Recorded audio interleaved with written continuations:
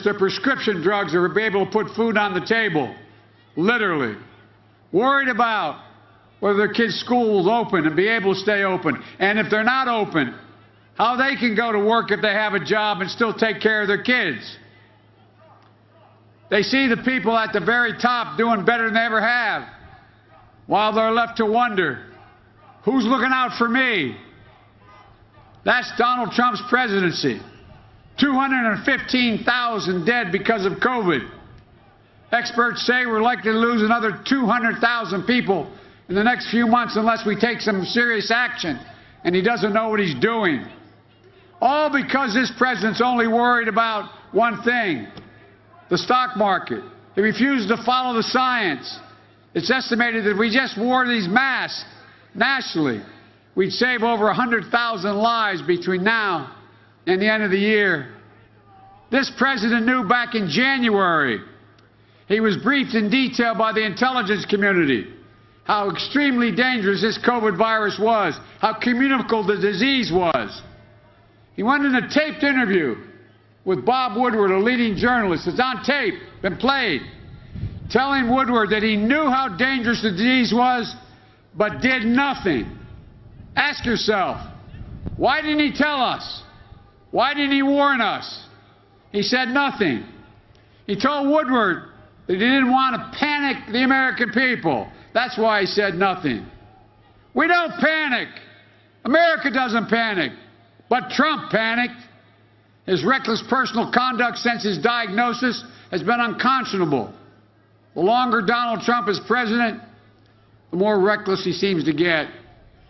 Dr. Fauci, the most respected doc on this issue in the world, in the country, he told the president, you know, the president's announcement of his pick for the Supreme Court in the Rose Garden, he referred to that as a super spreader.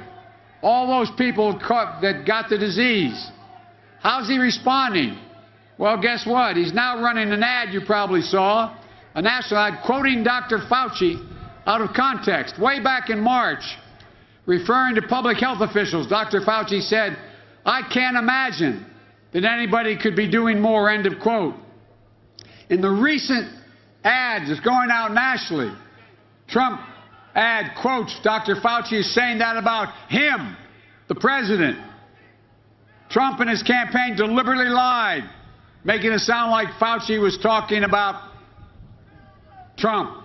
Fauci went on the public air, and the ad came out saying 3 days ago, "I did not give permission for that quote." He wasn't referring to the president. And even after that, Fauci said he didn't say that. The president and the campaign, even after Fauci laid this out, the campaign said, we're still going to use it because he did say it, even though it wasn't about him. The point I'm trying to make is it was a knowing lie, like we're being told about everything about this COVID consequences. As a consequence to his months of overwhelming lying, misleading, irresponsible action on the part of Donald Trump, how many empty chairs were around your breakfast table this morning? Someone you loved, someone you cared about, someone you knew, a family member or a neighbor, missing. And why? Because of negligence. Look, I view this campaign, as I've said before and I'll say it again, between Scranton and Park Avenue, between Toledo and Park Avenue. All Trump can see is from Park Avenue is Wall Street. That's why his only metric for American prosperity that he values is the Dow Jones and the index. Like a lot of you, I spent a lot of my time with guys like Trump looking down on me, the Irish Catholic kid in the neighborhood. Guys who thought they were better than me because they had a lot of money. Guys who inherited everything they ever got and still managed to squander it. I have to admit, and I shouldn't have done it, but I'm on record saying it, so I'll repeat it. I still have a little bit of chip on my shoulder about guys like him. I read some stories after I got the nomination that, quote, if Biden gets elected, he'll be the first non-Ivy League school graduate to get elected in I think it was 80 or 90 years. Guys, have a seat, man. You know what?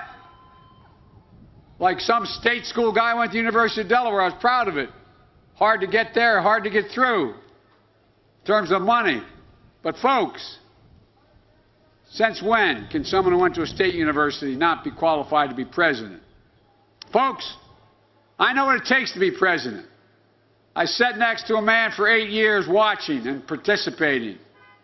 My mom taught me that what you're probably taught by your parents too. Say, Joey, nobody is better than you, but everybody's your equal. I don't measure people based on the size of their bank account. I don't respect people based on whether they own a mansion. I don't judge them whether they're based on whether they belong to a country club. You and I measure people by the strength of their character, their honesty, their courage. Their courage. My mom used to say the greatest gift of all, the greatest virtue is courage. You're redeemed by your courage, by your loyalty. Honesty, loyalty, things that are bigger than yourself.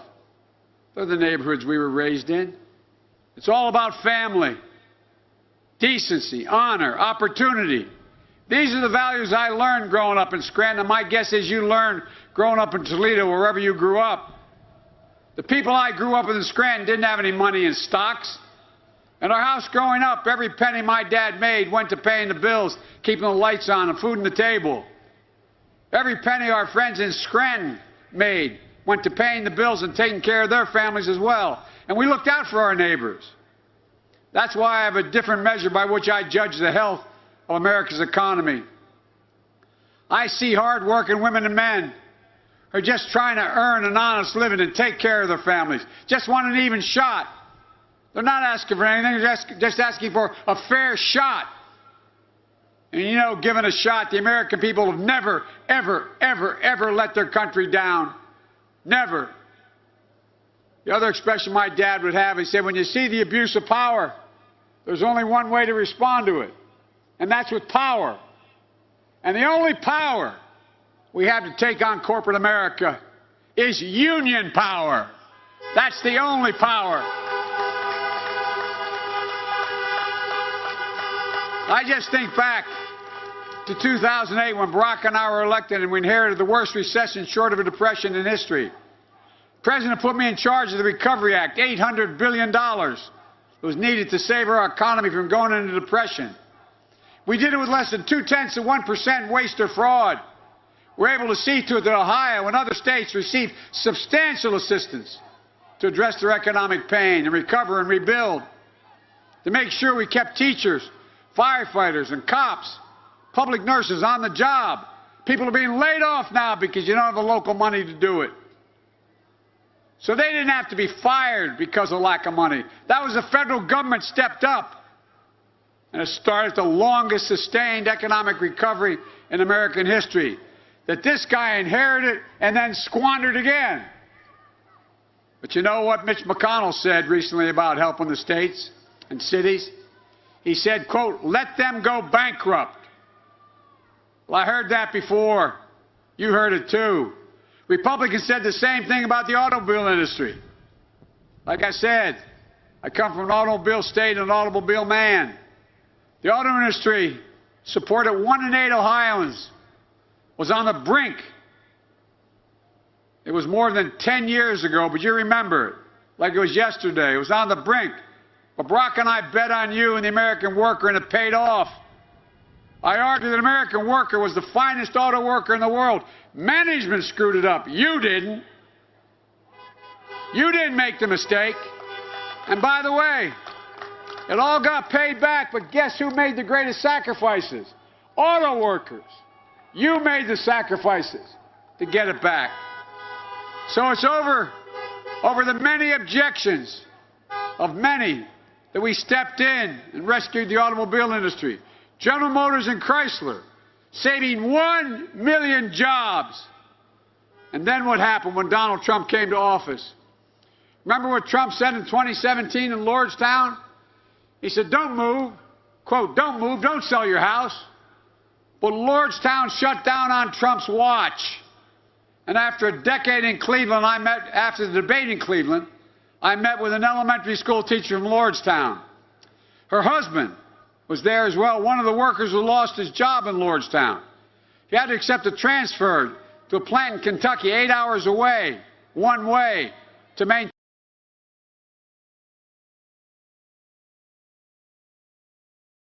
their 2 kids. But Donald Trump's betrayal doesn't stop there. He betrayed union workers at Goodyear when he called for a boycott of buying Goodyear tires because of a personal grudge. He passed a tax bill for the super wealthy and corporations that actually provided incentives for companies to move jobs overseas. Folks, manufacturing is the backbone of America. But we're in a manufacturing recession because of Donald Trump, even before the COVID virus hit. We're down 647,000 manufacturing jobs nationwide since the crisis started. And our balance of payments, meaning we're sending more overseas than coming to us, we're buying more overseas than we're selling, is higher than it's been in a long time. There's still 10,900 lost auto worker manufacturing jobs in Ohio have not come back.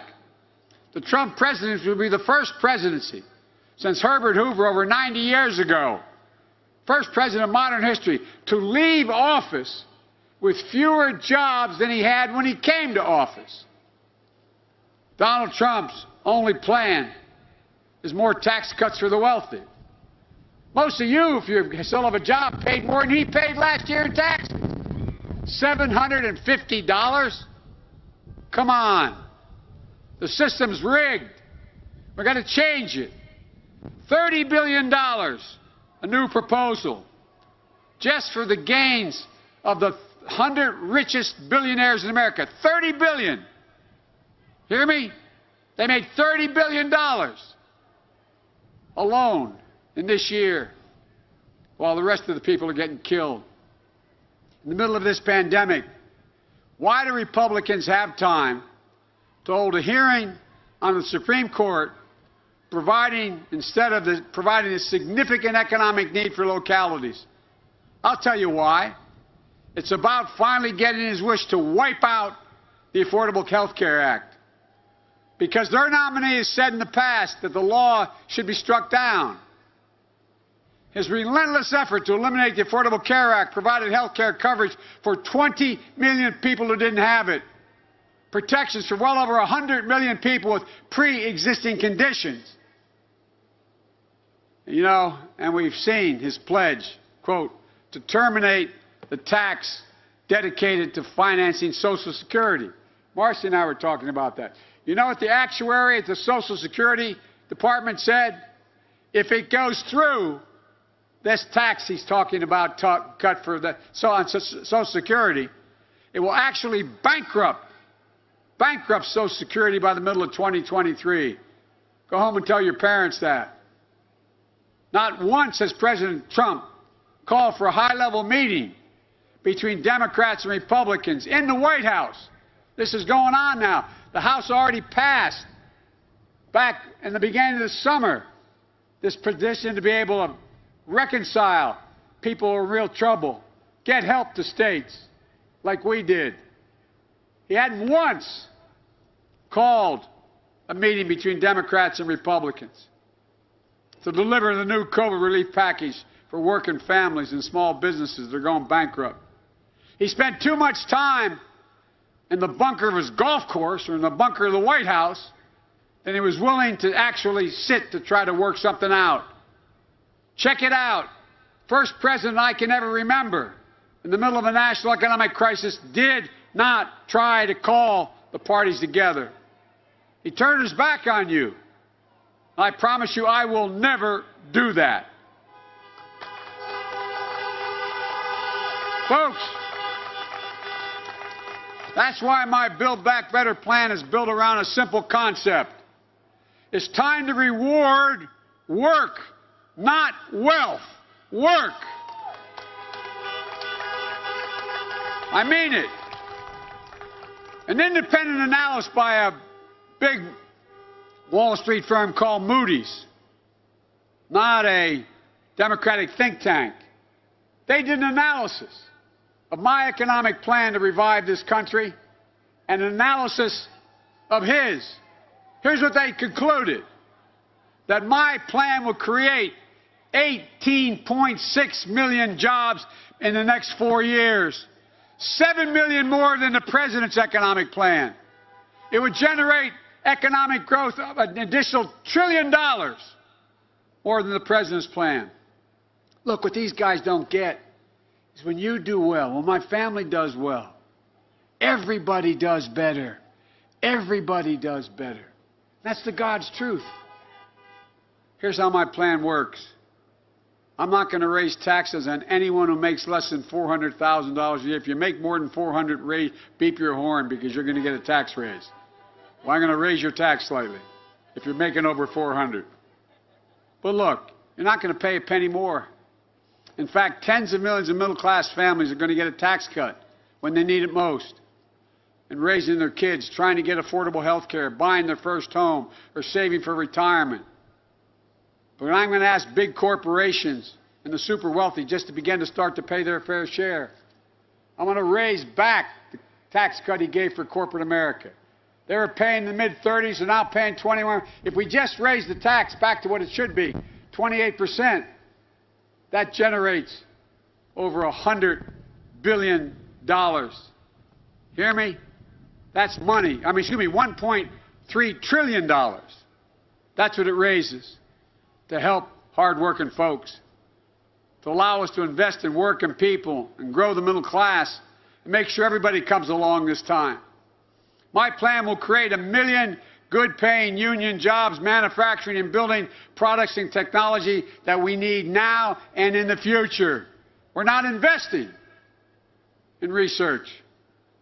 It starts with a pretty basic idea. You know, the federal government every year spends $600 billion just making sure that we have ships and planes, cars, trains, all the things the government lets contracts for. Well, I promise you this, every single product, every single contract will be only let to a company or a firm that makes it in America from beginning to end. Not a joke. It's going to use to buy American products, support American jobs.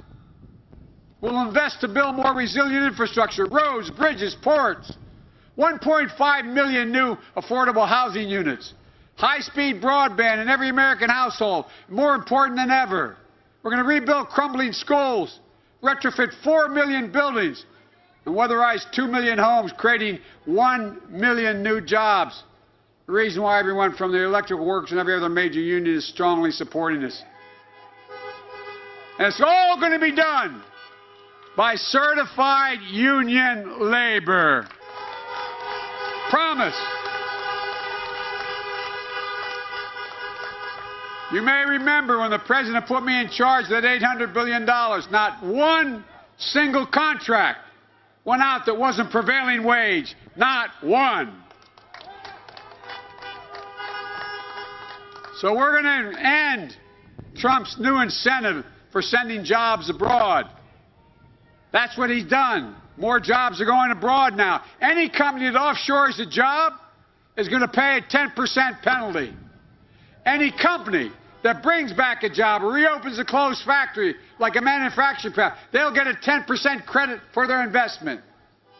We're going to make trade a trade strategy that fights for every American worker and every American job and actually get results. Not Trump's chaotic trade war, erratic tweets and bluster that's only stiffed American workers and consumers, including farmers. He's let you down. He's let us down.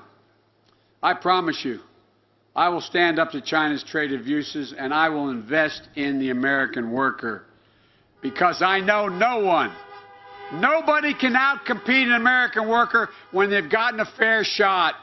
Nobody in the world. One more thing. The United States government owns and maintains an enormous fleet of vehicles. We're going to convert many of them to electric vehicles, and you're going to still need to build these transmissions for a long time to come. But any new jobs in that area are going to go to people who in the automobile industry, who are in the manufacturing, who in the UAW are going to be making these new vehicles. Sourced right here in America. The government will provide and demand support to retool factories that are struggling to compete. The U.S. auto industry will step up. I'll expand capacity so the United States, not China, leads the world in modern new technology. We're going to make it easier for American consumers to move to the vehicles of the future. By building a network of 500,000 charging stations across the country, we're offering consumers rebates to swap older, fuel-efficient cars.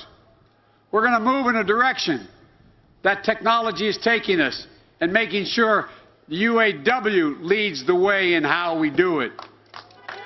Together, this will mean 1 million good new jobs in the auto industry. Folks, it's an example of how we can do anything. I'm more optimistic about what we have a chance to do in the next 4 to 6 years, 8 years, than anything, any time in my whole career. The blinders have been taken off the American people. They've seen what the combination of the pandemic, the economic crisis, the racial inequality we're facing, and what's going on internationally. And they're ready to step up. They know we have to change. Nothing is beyond the capacity of the United States of America. And I mean that. Think about it. We're the only country in the world that's come out of every crisis stronger than we went in because of who we are. As I've said to other world leaders, never underestimate the American people. There's no quit in America. There's none.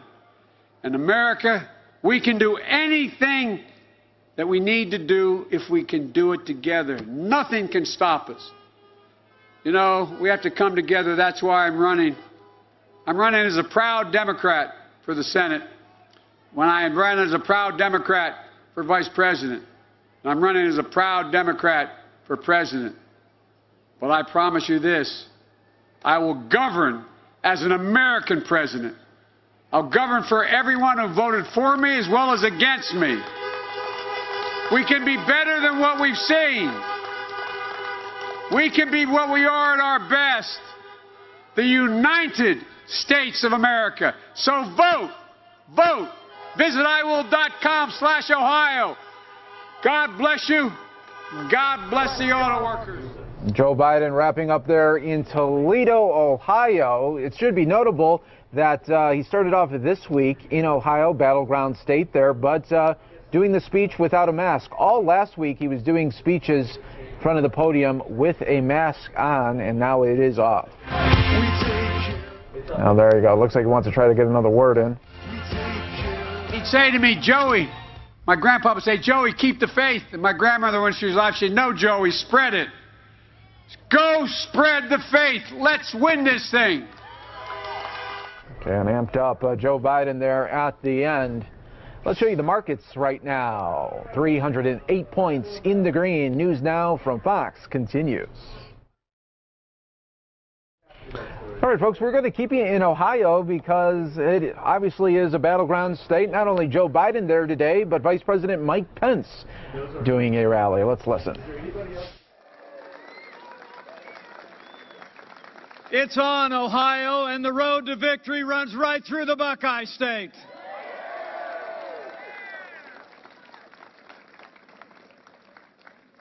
It really is great to be with all of you. You know, I had a busy week last week. I don't know if you got to see it, but I had a little debate with Kamala Harris over in Salt Lake City. Some people think we did all right. But let me be clear with all of you. Let me be clear with all of you. That debate was not just a debate between two candidates for vice president. It was a debate between two visions. Joe Biden and Kamala Harris want higher taxes, open borders, socialized medicine, They want to abolish fossil fuels. They want taxpayer funding of abortion, defund the police, and pack the Supreme Court. Don't you doubt it. President Trump's vision? We rebuild our military. We cut taxes. We rolled back regulations. We unleashed American energy. We secured our border, supported law enforcement, stood for life and liberty and the Constitution of the United States.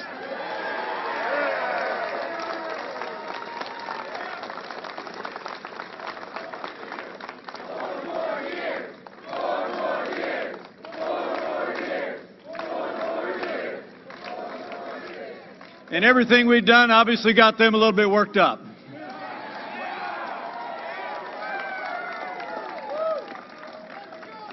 But I got to tell you, when the people of Ohio compare the Biden-Harris agenda with our agenda, the choice is clear. If you cherish faith and freedom, law and order and life, in 22 days we need you to re-elect President Donald Trump for 4 more years.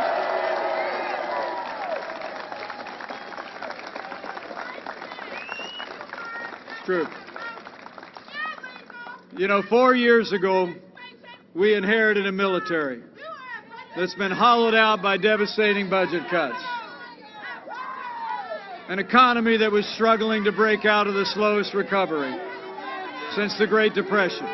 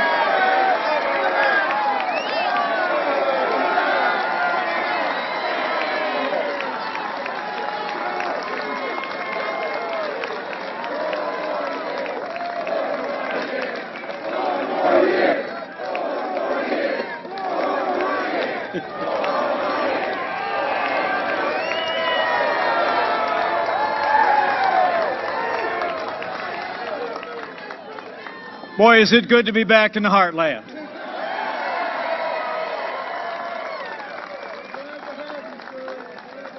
I'm telling you what, I grew up just right next door. You know, I tell people I come from a place of people with strong hearts and strong opinions. But this is a country that loves the proud heritage, past, present, and future of the good old USA.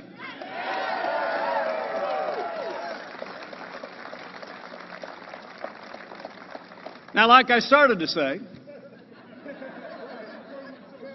4 years ago we inherited a military that was hollowed out by reckless budget cuts, an economy that was struggling to break out of the slowest recovery since the Great Depression. Terrorism was on the rise around the world, and we witnessed a steady assault on our most cherished values. But in 3 short years, we rebuilt our military. We restored the arsenal of democracy. And as your Vice President and the proud father of a United States Marine, I'm happy to report we're finally giving our soldiers, sailors, airmen, Marines, and Coast Guard the resources and the support that they need to defend this nation.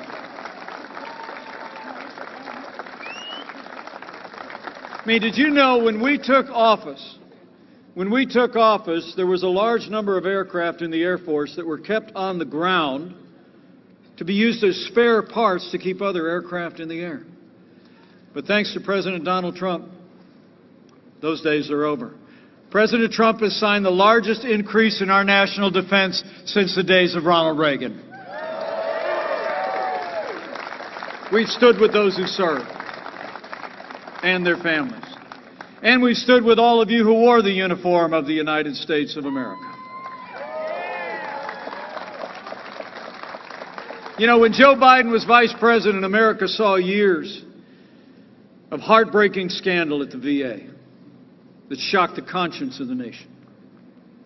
mean, here in this city that's home to more than 100,000 veterans, and you all lived through it like we did. I mean, there were actually veterans who perished waiting to receive basic care at VA facilities. But under President Donald Trump, I'm proud to report, we've signed the most sweeping reforms of the VA in 50 years. We fired thousands of VA employees that weren't providing the care our veterans earned, and now Veterans Choice is now available to every veteran in America.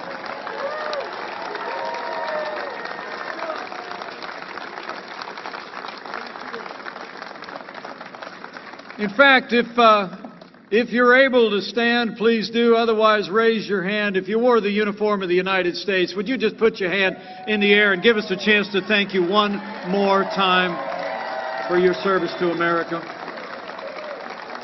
Thank you for your service. Thank you for your service. God bless you. Thank you. Great Americans. So we didn't just rebuild our military and support our veterans. In our first 3 years, we revived the American economy. Where Joe Biden wants to raise taxes, President Trump cut taxes across the board for working families at businesses just like this one. We rolled back more federal red tape than any administration in American history. We unleashed American energy. We fought for free and fair trade, and in just 3 short years, businesses large and small created more than 7 million good-paying jobs, including right here in the Buckeye State.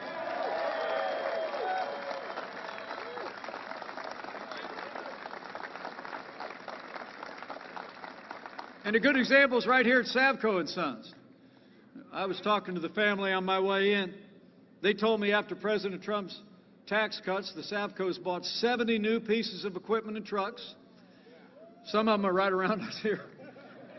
They gave, more importantly, they told me they gave their employees substantial pay raises, and Savco & Sons doubled in size, and they are hiring today.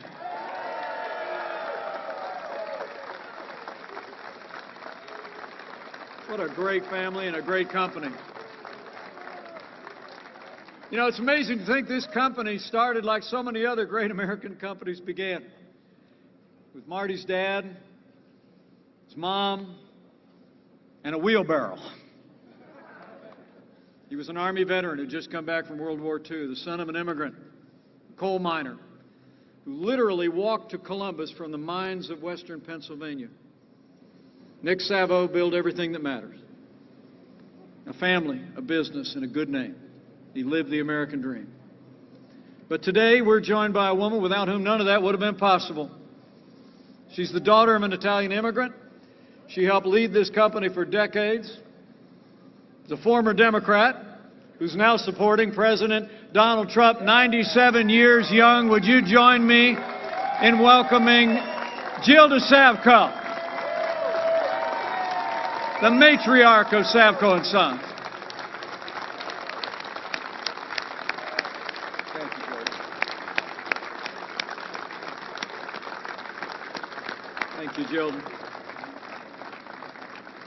I walked up and Gilda said, "I've been praying for you." And I said, "Well, that explains a lot." Thank you, Gilda. Thank you for you and your example and your family. We're so inspired. So we've stood for our national defense, for our veterans, and for jobs and opportunities, businesses just like this one. And President Donald Trump has stood every day for the rule of law. We've appointed more than 200 conservatives to our federal courts at every level, and they are all men and women who will uphold all the God-given liberties in our Constitution, like the freedom of religion, the freedom of speech, and the Second Amendment right to keep and bear arms.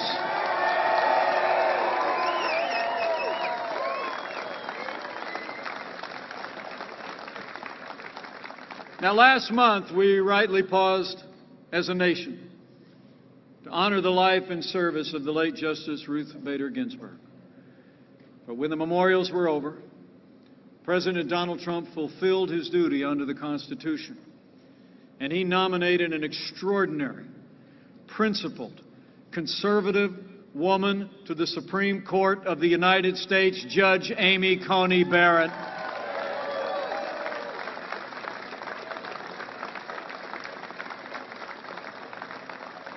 Now, the Senate started their confirmation hearings this morning.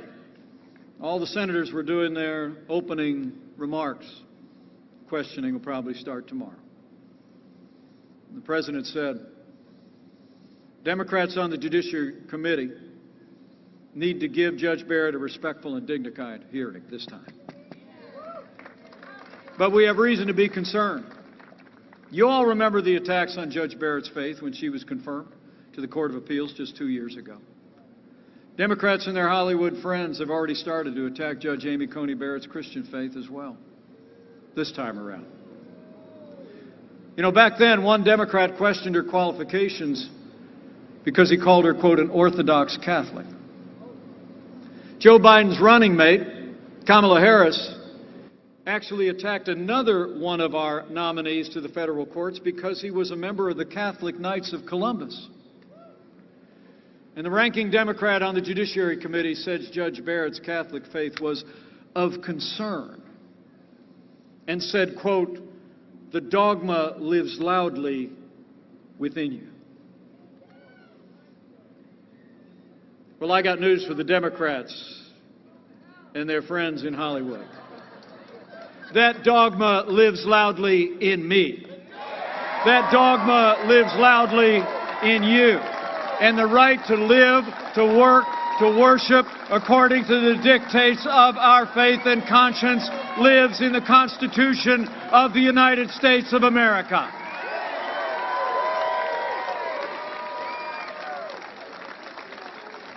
These attacks on religious faith must stop, and they must stop now. Now, the Senate has a job to do. And after they discharge their duty to advise and consent, I'll make a prediction. Judge Amy Coney Barrett will be Justice Amy Coney Barrett. We're going to fill that seat.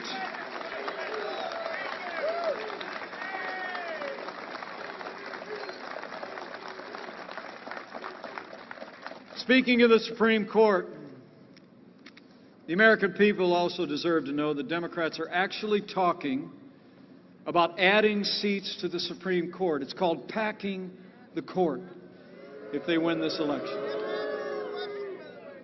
It would be nothing less than the biggest power grab in American history.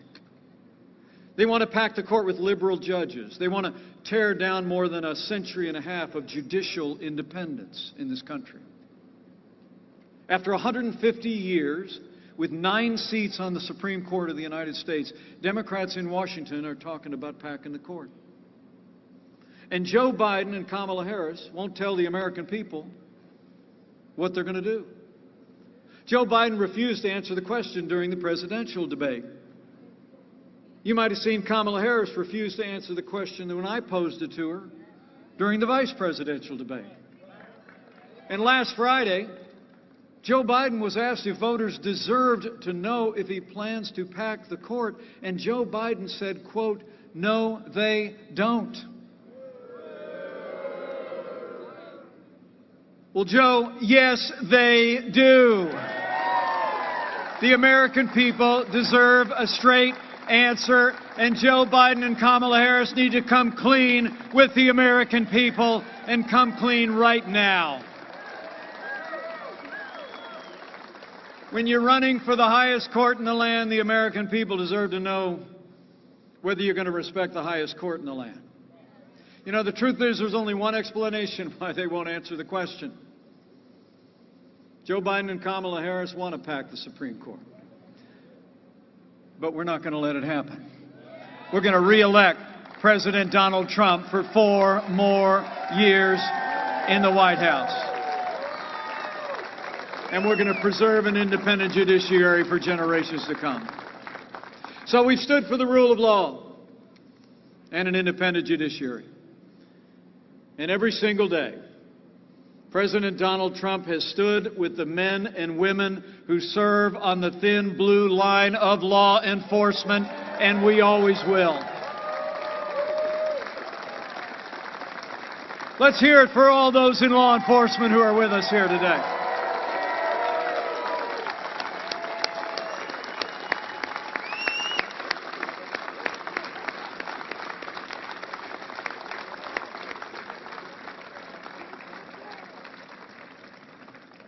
You know, I like to say all my heroes wear uniforms.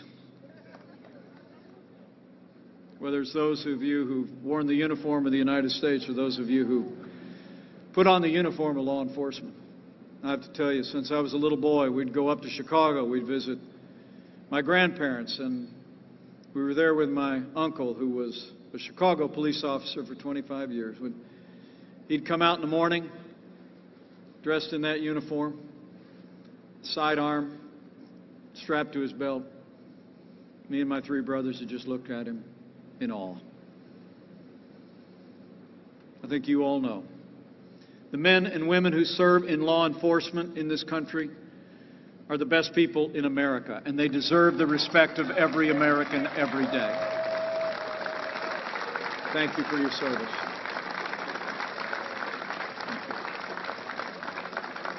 Now, President Trump and I will always support the right of Americans to peaceful protest. But rioting and looting is not peaceful protest. Burning businesses is not free speech. Violence against innocent civilians, the destruction of property, or violence against law enforcement will not be tolerated, and those who do these things will be prosecuted to the fullest extent of the law.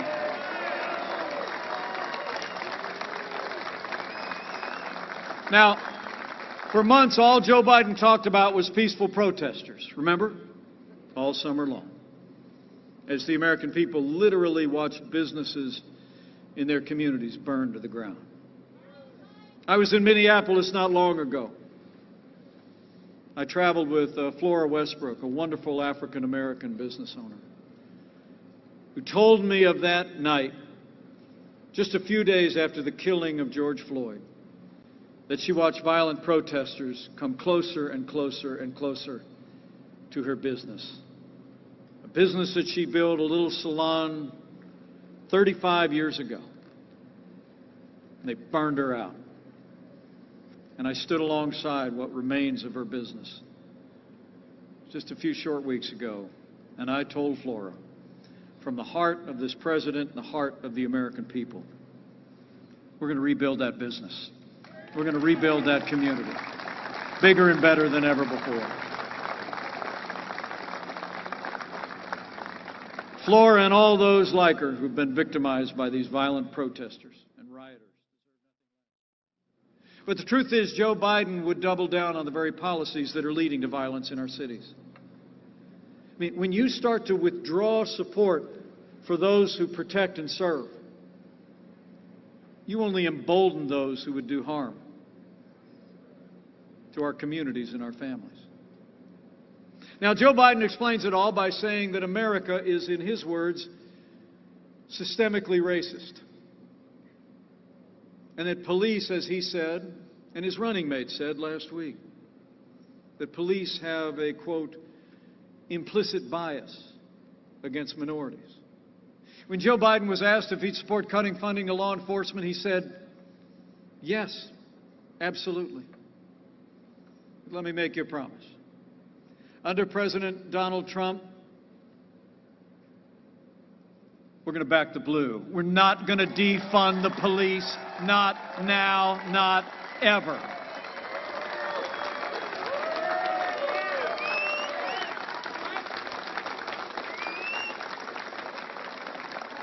Under President Donald Trump, we're going to have law and order in every city, in every state, for every American of every race and creed and color. So help us God.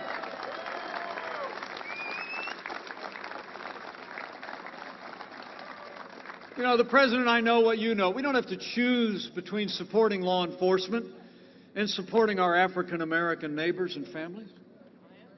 We have done both for the last 3.5 years, and we're going to keep supporting law enforcement and keep expanding opportunities and jobs and education for African Americans and all of our minorities for 4 more years.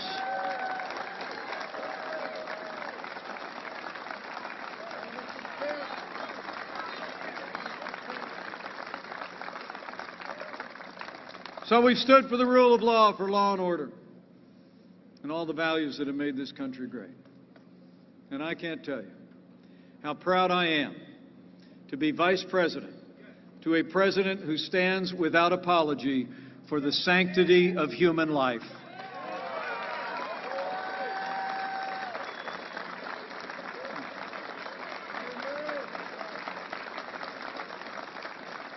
Where Joe Biden supports taxpayer funding of abortion all the way up to the moment of birth, President Donald Trump is the most pro-life president in American history.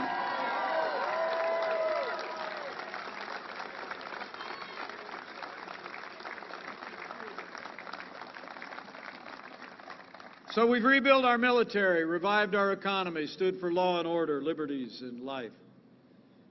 In 3 short years, we made America great again.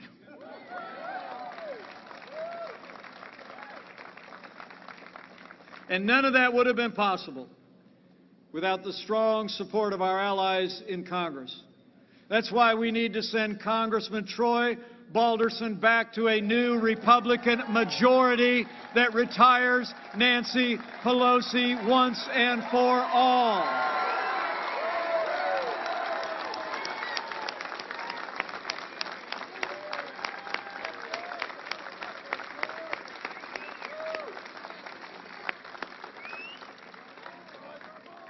What a great guy, and what a great, great champion of this administration. Thank you, Congressman Balderson.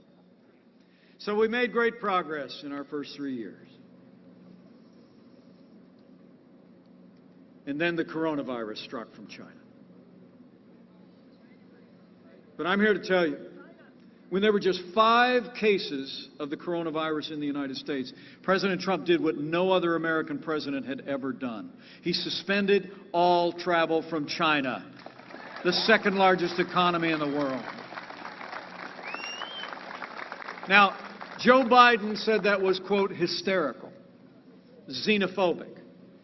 He actually wrote in the month of January that banning travel would, quote, make things worse. But I can tell you, as the head of the White House Coronavirus Task Force, President Donald Trump's action, suspending travel from China, saved untold American lives, and it bought us time to stand up the greatest national mobilization since World War II. It's true. We reinvented testing. We saw to the manufacture and delivery of hundreds of millions of medical supplies to our incredible doctors and nurses. We developed medicines that are literally saving lives, and we are on track to have the first safe and effective coronavirus vaccine before the end of this year. It's going to happen. As the President said on the South Lawn Friday, through the power of American science and medicine, we will eradicate the China virus once and for all. You know, I spoke to the President this morning, and I'm happy to report to all of you here in the Buckeye State. The President and the First Lady are doing great, and he is back on the road today. But let me take this opportunity on behalf of the President to say how moved we've all been by the outpouring of prayers and concern for the First family. I know how much it's meant to them. But he and I both believe it's really just a reflection of the outpouring of concern and prayers and care that the American people have shown to all of our neighbors throughout this pandemic. So can we just take a moment to show our appreciation for the doctors, the nurses, the first responders, those in ministry, all those that have come alongside our families who have suffered loss and struggled with this pandemic. We are so grateful to you all.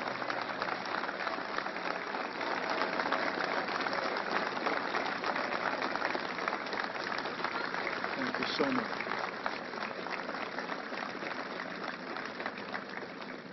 So every day we're one day closer to that day we put the coronavirus in the past with a vaccine and medicines. But in the meantime, I promise you, we'll keep protecting the vulnerable. Keep making sure our healthcare workers have all the supplies they need. We'll keep saving lives. And where Joe Biden is talking about shutting down the economy, President Donald Trump is opening up America again. I mean, after losing 22 million jobs at the height of this pandemic, I'm proud to report to you that we've already seen 11.5 million Americans go back to work, including more than 400,000 people right here in the state of Ohio.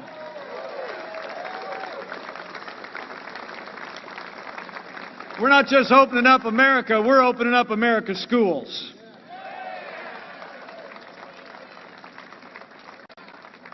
We just announced about 2 weeks ago that we're sending 100 million rapid tests for the coronavirus to every school system, every school nurse in America, so our kids can get back in the classroom and stay back in the classroom safe and sound. The schools are opening, and thanks to President Donald Trump, in just 2 short weeks, it's going to be OH. Buckeye football is coming back.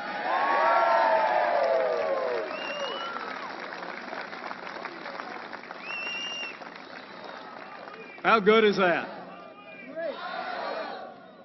In fact, I just heard that the quarterback who won the national championship back in 2014 is actually with us today.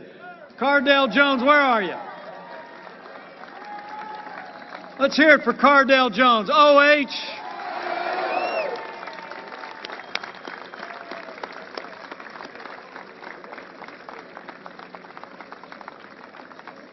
I'll tell you what, it's a little tough for this Hoosier to cheer for Ohio State, but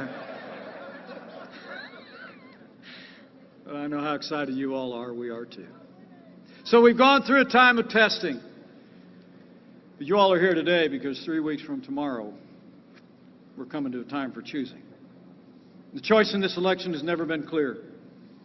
The stakes have never been higher.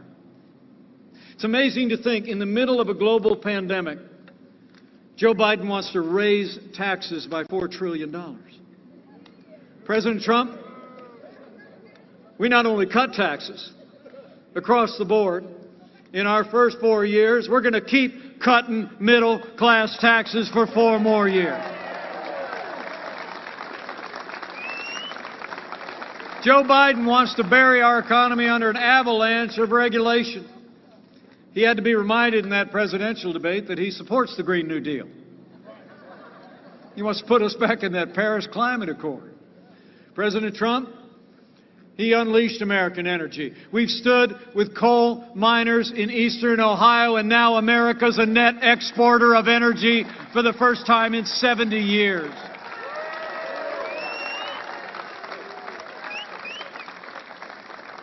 Joe Biden's for open borders, sanctuary cities, free lawyers, and free health care for illegal immigrants.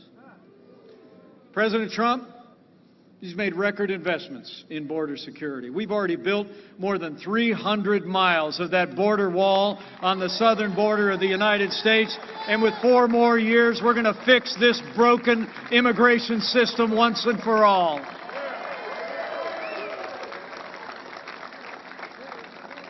And when it comes to jobs and trade, contrast is clearer still. You know, here in the heartland, I don't have to tell any of you about the impact of NAFTA over the last 25 years. I mean, over in the Hoosier State, we literally saw entire communities shuttered, jobs shipped south of the border. 60,000 factories closed in the 25 years after NAFTA was signed into law. And Joe Biden never lifted a finger to reform it or renegotiate it. But thanks to the man who wrote The Art of the Deal, Ohio got a better deal. NAFTA is gone, and the USMCA is here to stay. It's a win for Ohio and a win for America. And for decades we saw America losing out to China in international trade. When we came into office, half of our international trade deficit was with communist China. $500 billion a year lost to that one country. Joe Biden's been a cheerleader for communist China all along the way. He actually said that the rise of China was a positive development for America. And Joe Biden wants to repeal all the tariffs that President Trump has put into effect to hold China accountable and level the playing field for American workers. President Trump, He put China on notice on day one, and the era of economic surrender is over. We're going to stand strong until China opens their markets to U.S. goods and respects the intellectual property rights of American businesses.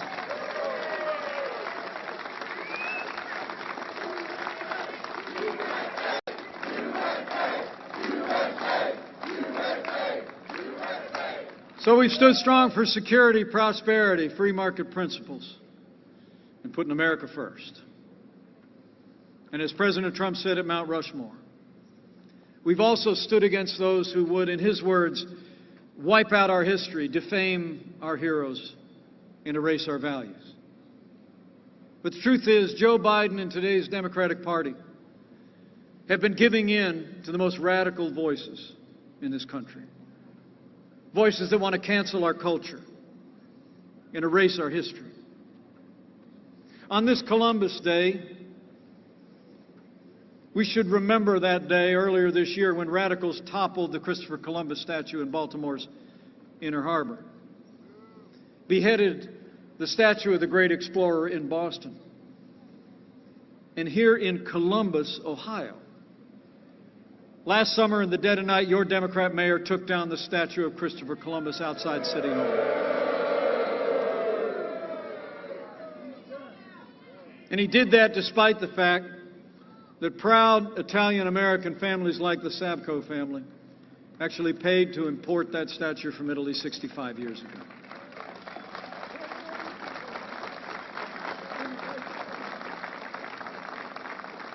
And folks, it's still going on.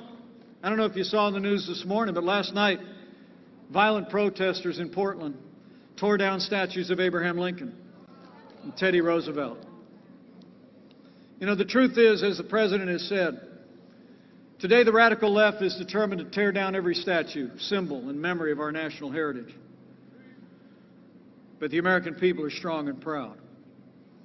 We will not allow our country and all its history and culture to be taken away from us. That's one more reason why we need 4 more years of President Donald Trump in the White House.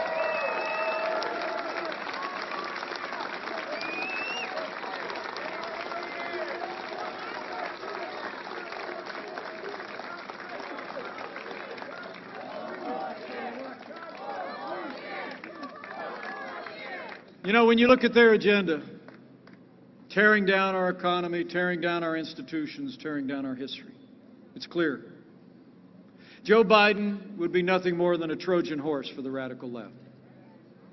Now, Joe Biden has said that democracy is on the ballot. Well, I think our economic recovery is on the ballot.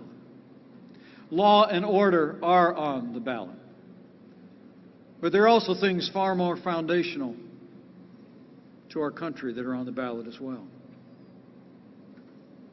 In this election, I think it's not going to be whether America will end up more conservative or more liberal, more red or more blue, more Republican or more Democrat. I think the choice in this election is whether America remains America. Whether we're going to allow Joe Biden and the Democratic Party to steer our nation on a leftward path toward more government, less freedom, and abandonment of our most cherished ideals and history, or whether we're going to reaffirm our commitment to everything.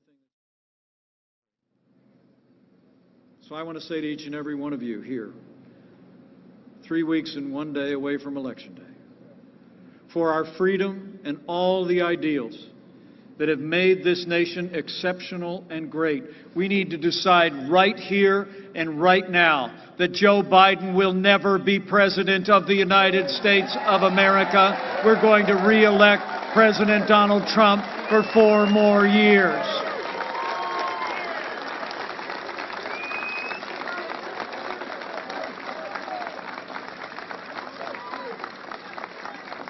It's on, Ohio.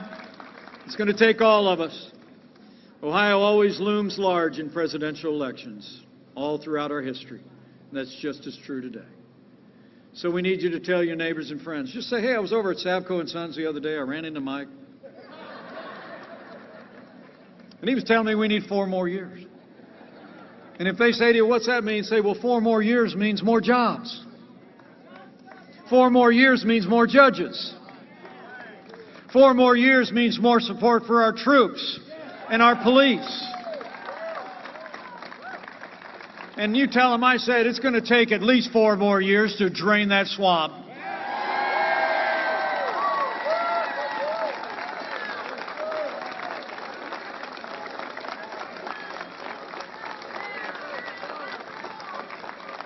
Oh, we're draining it. You know, 4 years ago, a movement was born. A movement of everyday Americans from every walk of life.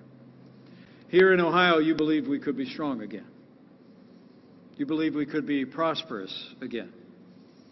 You believe America could be proud again, stand tall in the world again. You said yes to President Donald Trump in 2016. And I know the Buckeye State's going to say yes to 4 more years of President Donald Trump in 2020.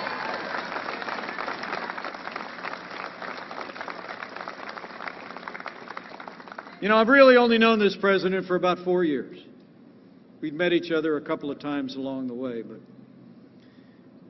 when I met him before he asked me to join this ticket, I sensed what you did 4 years ago. I sensed a vision, a belief in America, a belief in the American people, and the leadership qualities to make it happen.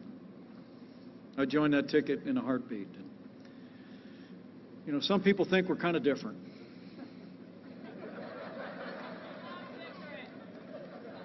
But I got to tell you, we've gotten to be very close friends.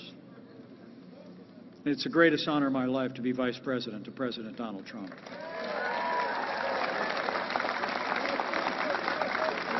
It is. And I thank you for the honor. But I want to tell you something. I've seen it firsthand. I've been at his side every day for the last 3.5 years. And I'll make you a promise, even when the cameras are off and nobody's around, there's not a day gone by that President Donald Trump hasn't gotten up and fought to keep the promises that he made to the people of Ohio. Now it's our turn to fight for him. It's on, Ohio. We got to bring it. We got to bring it. So keep bringing all this enthusiasm. Keep voicing your support. Talk about all that we've accomplished all across the Buckeye State, all across America. Let me give you a couple of tasks. Number 1, vote, Ohio. Vote to re-elect President Donald Trump. I actually heard that early starting's already started here. Early voting? In fact, I checked on my way here. You can actually leave from here and go to the Franklin County Board of Elections at 1700 Morse Road. They're open till 5 o'clock today. Go and vote to re-elect President Donald Trump. And remember, friends, don't let friends vote alone.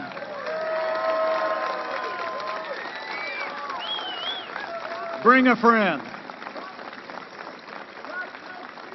Get it done. Get it done early, then we need you to go to work. You need to reach out to your neighbors and friends and tell them what's at stake in this election. Volunteer your time, make some phone calls, knock on a few doors. Do everything you can. And finally, if you're of a mind to bow the head and bend the knee from time to time in the next 3 weeks and 1 day, I'd encourage you to do that too.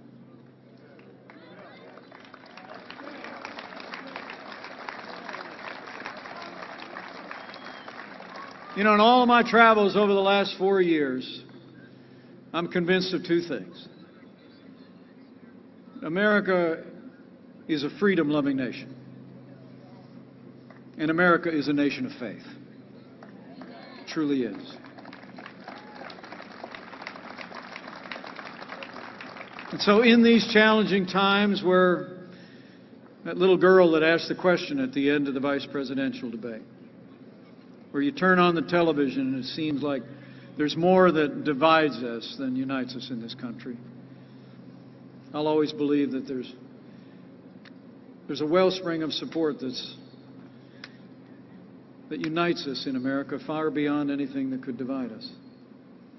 That's the faith of the American people. So in the days between now and Election Day, I'd encourage you to pray. And on this one, I just encourage you to pray for all of the American people. In these challenging times, a global pandemic, times of division and dissension in our nation, I still believe that if His people who are called by His name will humble themselves and pray and turn, that He'll do like He's always done through the long and storied history of this nation. He'll hear from heaven and He'll heal this land. This one nation, under God, indivisible, with liberty and justice for all. So pray for America. Pray for all the American people. It'll make a difference. And I'm absolutely convinced when you get out and vote and bring your neighbors and friends and family to the polls between now and Election Day, when you get out and tell that story, that with your continued support and prayers every day between now and November 3rd, we're going to make Ohio and America more prosperous than ever before. We're going to make Ohio and America safer than ever before. And with Troy Balderson in a new Republican majority in the House of Representatives, with a re-elected Republican majority in the United States Senate, with President Donald Trump in the White House for 4 more years, and with God's help, we're going to make America great again. Again. Thank you all very much. God bless you. God bless America. Let's go get it done. Well, there you have it. That was Vice President Mike Pence speaking in Ohio. Biden is also in Ohio today. He was in Toledo earlier talking about building back the economy better for working families. He will also be in Cincinnati tonight for a voter mobilization event. We'll have live coverage here on NewsNOW from Fox. But taking you out to some breaking news, we have a tweet coming from Cindy McCain. She says, "It's with great sadness that I announce the death of my mother-in-law, Roberta McCain. I couldn't have asked for a better role model or a better friend." She joins her husband Jack, her son John, and daughter Sandy. Again, that is the mother of late Senator John McCain. She was 108 years old. Now, I want to take you out to the big story today. We were showing you earlier, of course, the hearings for Justice Amy Coney Barrett, and of course we saw sparks kind of flying between Democrats and Republicans. Now today we had Republicans speaking about her credentials. She's coming from Notre Dame, very, very experienced in this realm, but also Democrats saying that everything is too rushed. So I want to take you out to their reaction post-hearing as they walked out of the hall. Let's listen to that right now.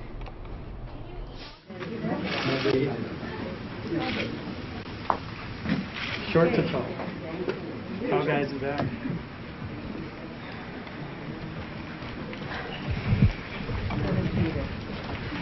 Just do it in order. How's that? Okay. Good.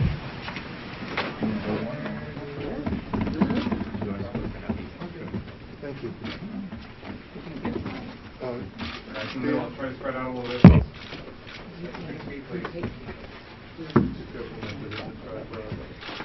Behind this mask, Dick Durbin. I'm going to try to do it with the mask on. I hope you can hear me. I hope it's clear after this opening day the priorities we bring to this hearing. Here is one of them. This is a young boy in Tinley Park, Illinois, who because of the Affordable Care Act is alive today. So many other stories just like that. This isn't just a sterile discussion of some theoretical legal document. It's life and death for thousands, if not millions, of Americans. We believe the Affordable Care Act is hanging in the balance on this decision of filling this vacancy on the Supreme Court. We're going to drive that issue home, though our colleagues on the other side may want to talk about judicial philosophy. Very interesting. But this is demanding. We demand that all those who participate in this hearing understand the gravity of the decision when it comes to real-life situations with American families. Sheldon. Thank you, Dick. Our Republican colleagues are shocked that we think this nomination is all about judicially destroying the Affordable Care Act for people like Laura here from North Smithfield, Rhode Island. The only problem with their feigned shock is that they're the ones who've said that that's what they're doing. It's in the Republican Party platform to, and I'm quoting here, reverse the Obamacare cases. Trump has said he's using his nominations to terminate the Affordable Care Act. So I think it's pretty fair of us to hold them to account for what they have said this nomination is all about. And the American people are watching. They know this unseemly rush is inappropriate. They know it's targeting November 10th, and they know that it is wrong. Let me turn it over now to Amy Klobuchar. Nice mask, Maisie. I know, I love it. Thanks so much, Sheldon. Thanks, everyone. I mentioned these two when I was in the hearing room, but this are two sisters from Cambridge, Minnesota, Mariah and Evelyn, and they both play on the softball team, and one is a pitcher and one is a catcher. One was diagnosed early on with juvenile diabetes, and one wasn't. And so my point here is, does it matter which one was diagnosed? Don't they both deserve good health care? That's what really is at stake. And despite my colleagues' comments from the other side of the aisle about how somehow this judge's decisions are in some ivory tower and they're not going to affect people's lives, they're going to affect people's lives. They're going to affect the lives of every single person in this country. And you don't have to be a lawyer or a senator to figure out where this nominee is coming from when it comes to the Affordable Care Act. We know where she's coming from, and the president knows it too. And he has made it very clear in his tweets and his statements that he wants a court that's going to overturn Obamacare, and that he wants a court that is going to, in his words, count the ballots. And he thinks this election is somehow going to end up in court. So my point today is you cannot divorce this nominee from the moment we're in time. And that we do not have some secret, clever, procedural way to stop this sham. Let's be honest. And as good as we are, it's probably not going to be some brilliant cross-examination that is going to change the trajectory of this nomination. But there is one thing that will, and that is the people of this country. That is them voting. That is them understanding exactly what the Republican Party and this administration are doing right now and how it's going to affect their lives. Because this is not Donald Trump's country. This is your country, America's country. And this should not be Donald Trump's judge. It should be your judge. And I will turn it over to my good friend Chris Coons. Thank you, Senator Klobuchar. Why are we here? It is a mystery with an easy answer, an answer that is hiding in plain sight. It's because the Affordable Care Act is on the ballot and on the docket. I represent just 900,000 people in Little Delaware, and 340,000 of us have pre-existing conditions. Carrie from Middletown is just one of them. A small business owner, she and her daughter both have pre-existing conditions. And before the Affordable Care Act, she would have found it very difficult to afford quality health care to make possible her ongoing confidence that she and her daughter have access to decent health care. When we talked about this last week, she said to me, "Seriously? That's at risk? I thought that was settled." It was. 8 years ago, a majority of the Supreme Court upheld the constitutionality of the Affordable Care Act. But President Trump has made it blindingly clear, publicly and repeatedly, that he only intended to nominate someone who would overturn the Affordable Care Act. That will throw into chaos the lives of millions of Americans. In some ways, most importantly, given that we are talking about filling the seat made vacant by Justice Ginsburg's untimely passing, a key provision of the Affordable Care Act prohibits gender discrimination. Women cannot be charged more for health care just because they're women. Pregnancy cannot be treated as a pre-existing condition. And Justice Ginsburg dedicated her life to gender equity. Sometimes folks in covering the ACA mistakenly say it benefits 10 million or 20 million or 30 million Americans.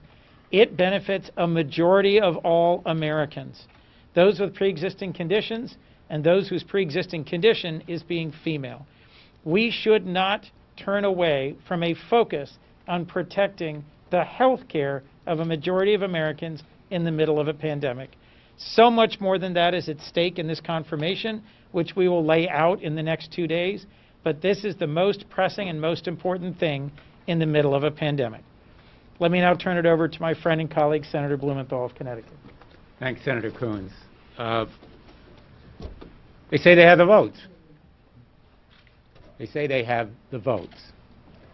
They may have the votes on this committee. They don't have the American people on their side, their votes. They don't have history on their side. Conor Kern is on the right side of history. Every time I look at this picture, it just breaks my heart to remember all of the pins and needles that have been stuck in this young man, all of the procedures, all the pain and anguish. At the very least, the anguish of paying for it should not be imposed on Conor and his family. This hearing is going to be about real people and the harm that Justice Amy Coney Barrett could do to those real people in real ways if she is confirmed and she overturns the Affordable Care Act. Twice she has said that she would vote to overturn the Affordable Care Act had she been a justice in the 2 previous decisions. She's written that Supreme Court precedent can be disregarded if it conflicts with how individual justices' positions are aligned. This danger is real and urgent. But there are 2 other health care issues on the line here. Reproductive rights is a health care issue. Women's control over it and their decisions about health care is a right of women under Roe v. Wade, which is in danger because of specific letters and ads that Amy Coney Barrett has signed. And we're going to be asking about them. Gun violence is a health care issue. The epidemic and scourge of gun violence continues to kill tens of thousands of Americans. And Amy Coney Barrett's position on disregarding past precedent on gun violence provisions endangers laws like Connecticut, common sense provisions that protect people against gun violence. They may win in this committee. They may confirm this justice. But the American people can still stop it if they stand up and they speak out. Americans, you have the power to stop this nomination if you make it known as powerfully as possible to your senators what it means to you. Thank you, and I'm honored to now turn it over to my colleague, Senator Hirono. Aloha, everybody. So healthcare is a concern for everybody in our country, whether you're a Democrat, Republican, Independent, whatever. You know, and the Republicans who have been trying to get rid of the Affordable Care Act for over 10 years act as though this nomination is occurring in a vacuum. No, she is being nominated for the very purpose of striking down the Affordable Care Act, something they couldn't do in the last 10 years. Do you notice that it's only the Democrats on the committee who are talking about what's going to happen to the real people here if the Affordable Care Act is struck down? Now, this is Jordan. She is a teacher in Hawaii. She has such a rare blood condition that she needs medication that will cost her $500,000 a year. There's no way that she can afford that. And it's the Affordable Care Act that is enabling her to live. This is what we're talking about. Notice we're the only ones who are talking about this. Meanwhile, the Republicans are hiding the fact that they are so eager to push forth this nominee for the very purpose of taking away the health care of all these people. They are hiding that fact from the American people, and you guys should be asking every single Republican, why are you doing that to your constituents? Okay, ask that. Thank you. And my friend Cory Booker. We're in the middle of the fourth largest mass casualty event in American history after the Civil War, World War II, and the pandemic of 1918. In the midst of all of that, we are rushing to remove health care away from millions and millions of Americans. It's just wrong. I'd like to bring up Dick Durbin to answer questions. The shortest Cory Booker speech. Ah, Cory, but you said it all. You said it all. A picture's worth 1,000 words. Is it the contention of leadership to over in your caucus to boycott the Coney Barrett floor vote when it does come to a confirmation vote on the floor? I've heard no speculation along those lines. I haven't heard anything. Senator, I'm planning on voting on the floor, unless my not voting stops her from moving forward. We'll see. Republicans repeatedly said you were attacking her faith. Did you hear one of us raise that issue? My question is, do any of you all plan on pursuing that line of questioning over the next 2 days? We have taken an oath. What's your response to We have taken an oath to a Constitution which says no religious test. Yep. Enough said. You plan to highlight Republican disunity over a stimulus, given that, you know, we're still in the middle of this pandemic and they're rushing to confirm this nomination, but not to pass a stimulus. Only because the people, the first thing the people we represent ask us, why aren't you doing something to help with COVID-19?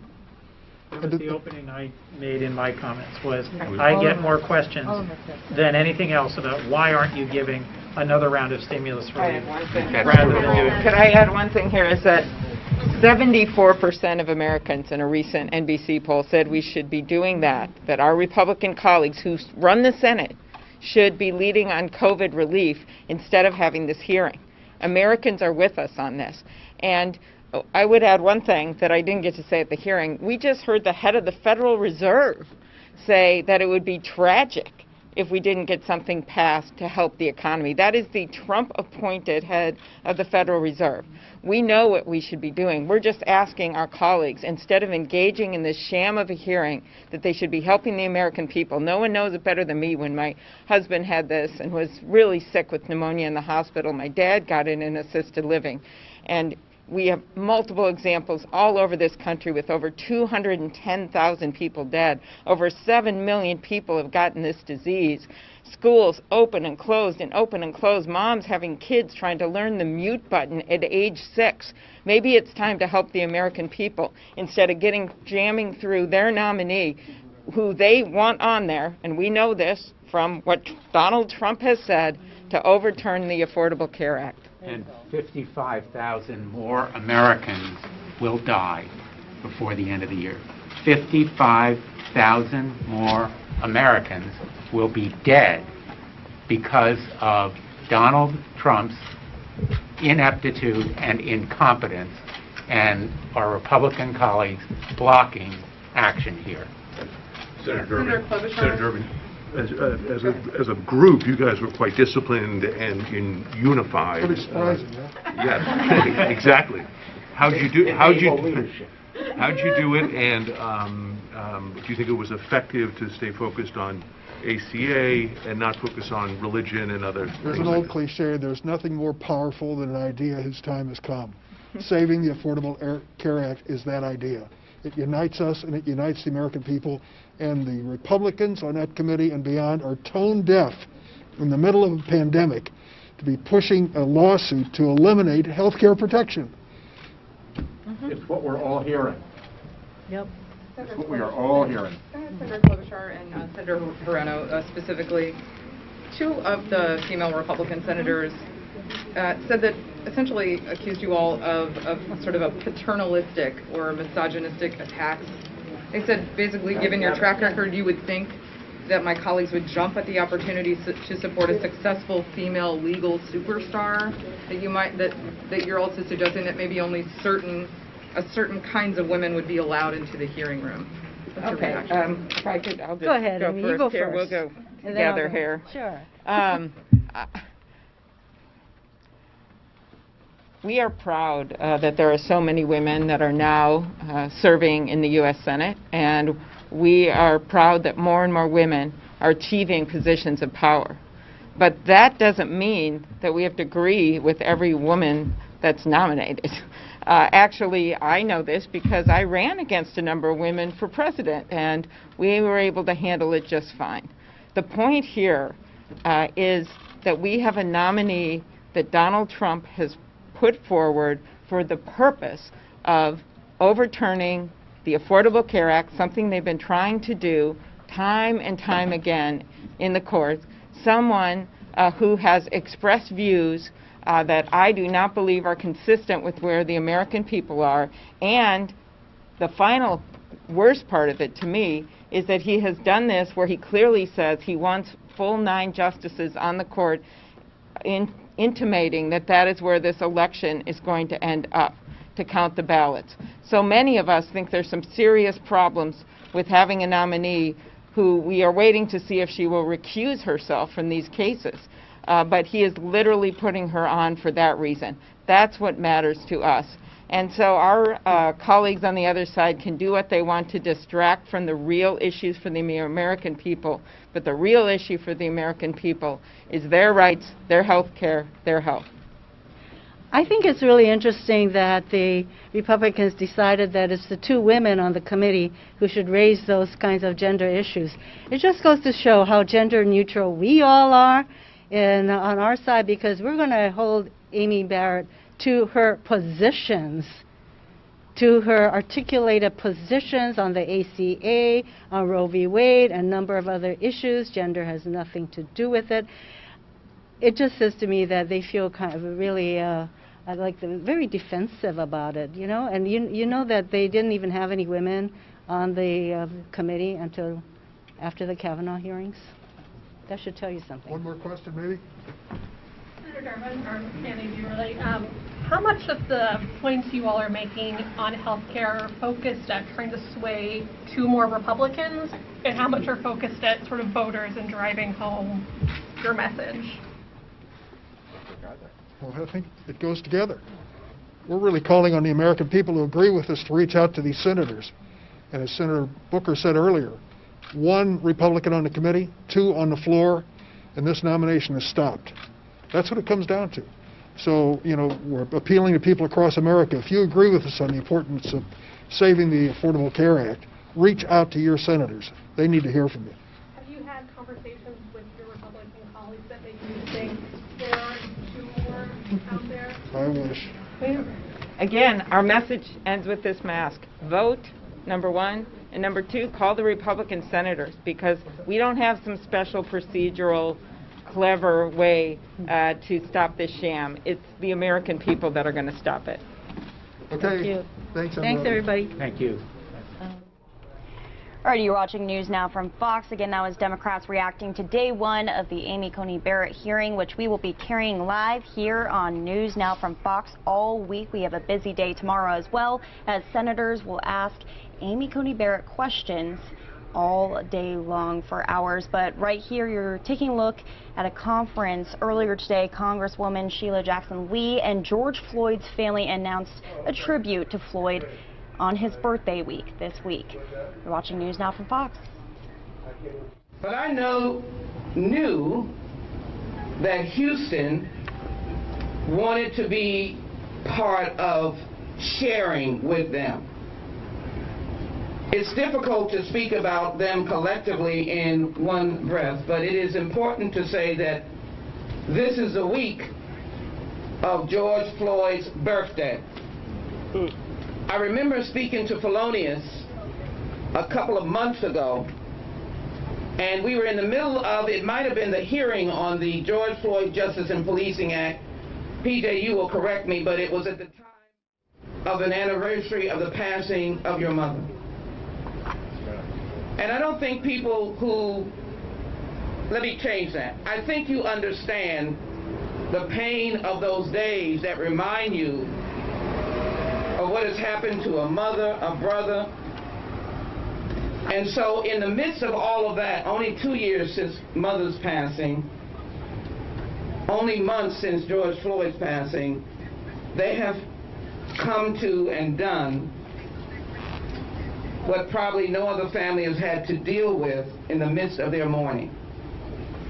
They have shared their pain and their joy of his life and their mother's life with all of us in the public arena, including internationally. When I meet virtually with parliamentarians from around the world, they mention George Floyd. So I thought it was appropriate in this unveiling, in this, how should I say, this Pulitzer, this renown, this Michelangelo, this John Biggers, all captured in Brother Hills, is to be able to do this. But let me take just a moment to pay tribute to George Floyd and this family. Born in Fayetteville, North Carolina, but as we all say, got to CUNY homes in the historic 3rd Ward as quickly as they could. He was a hero to so many, and he went to only the 2nd African American high school in this community named after the historic Jack Yates that really founded our city. As he founded this city, Jack Yates' name became prominent behind churches, schools, and just people knowing I'm into Jack Yates, JY. And so the family grew up in this area. I would see his mother in CUNY homes council meetings, where they made sure that CUNY homes was recognized as their home. Couldn't call it anything else, and I learned quickly as a member of the Houston City Council to call it your home. It was something I would do anyhow. But what happened on May 25th when Officer Derek Chauvin, who is now out on bond, just imagine anyone else having that privilege, had a $1 million bond, and literally sat on the neck for 8 minutes and 46 seconds. Commander Johnson is here, and so I'm going to make it very clear. I'm going to get very unhappy if you attribute anybody standing here to disliking police. We want to see and envision a reimagining of police, and the police that goes along the highways of life as we treat them with respect to treat each and every one, including George Floyd, who now becomes the symbol around the world of what we need to do in America to make it right. So George Floyd became an international, something that the family did not ask for, an international symbol of the crisis of misconduct. They didn't ask for this, but it happened on May 25th, 2020. In the midst of COVID-19, they didn't ask for this. They wanted Big Floyd to be able to celebrate this birthday on October the 14th, and as a father and a brother, to be able to be with his children. I hope I have them all right. Quincy Mason Floyd, Connie Mason, and Gianna Floyd. The family will tell me, but Gianna was the little one who said her father changed the world. And in the midst of that, because of their champion, and Ben Crump, who you will hear from, working with members of the United States Congress, they took legislation that I wrote and have been pushing for years, and we crafted around it with the Congressional Black Caucus, the George Floyd Justice and Policing Act. And in doing so, because of George, we paid homage and tribute to the array of individuals who have fallen, from Abdou Diablo to Breonna Taylor, Ahmaud Arbery, Rashard Brooks, Elijah McClain, and of course, who lived, and I always count them both, Robbie Tolan here in Houston, lived. Yes, praise God. Praise God. And of course, Jacob Blake. All of these family members I have met, but Pamela Turner didn't make it, and neither did Sandra Bland. And we could go on down the list. So in this tribute, we thought we could do several things. Talk about George, and I just want to say this one thing because there is a Washington Post article. You should read it because it tells you why we have to be in the fight. Somebody would say, yeah, I keep voting for Floyd and nothing happens. They keep saying that, right? Yes, they say. The only thing I can say is, you know I'm going to have to bring it up. I don't know how long or how much studying. Hey, Matt, good to see you and this new rendition of KTSU. Good to see the box. Thank you and all the media that are here. But let me just say, can we read a little history? Bondage was a long, long time. A long, long time. Some of them had to stay alive for us that look like a lot of us here to be around. They had to stay alive. They could have said, you know, we're going to take each other out. We're just going our way. But they stayed alive. I want you to be able to acknowledge that this memorial, this effort, is a historic monument. It is a memorial of tribute, but it is a memorial of action. And the action is that if we can vote, we can change. If we can vote, we can change. Oh, y'all are too quiet. If we can vote, we can change. We got to have some noise here. And if we can vote, we can honor. We can honor. We can't bring him back. We can't take the pain away from this family, but we can bring his life through us in the action we take over these next couple of weeks. I close by simply reading this about George in this article, because the article does talk about how difficult it was in Jack Yates at some time when they were not getting fair treatment. They were not getting the resources that they needed. It was unequal treatment in certain instances, maybe in the 70s, Councilman Shabazz, when they were moving into integration and teachers were leaving and they were left with certain kinds of teachers. See, people don't know what our schools had to go through. They don't know what our children have had to go through.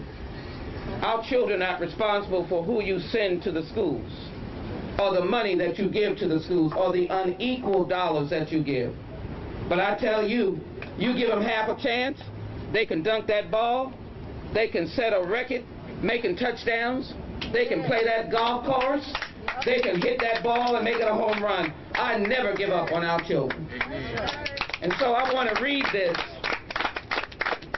I want to read this. Teachers liked him too. This is George. Said Bertha Dinkins, who taught government at Yates for 18 years. He was a different one. very quiet. Other athletes, could be disruptive in class, but Floyd rarely was. The two bonded, she said, and when she told him she too had lived in CUNY homes. Remember, homes. Alrighty, we do want to cut in really quickly here. It looks like the Los Angeles Lakers are finally returning home after a long period of time in the bubble. They started at the end of July and have been separated from a lot of their friends and family for months now. But they are finally coming home. The Lakers are now NBA champions. They defeated the Miami Heat 106-93 in Game 6 of the NBA Finals just last night, winning the best-of-7 series 4-2. This is a big one. It's the 17th title for the franchise, tying the Lakers with the Boston Celtics for the most of all time in NBA history.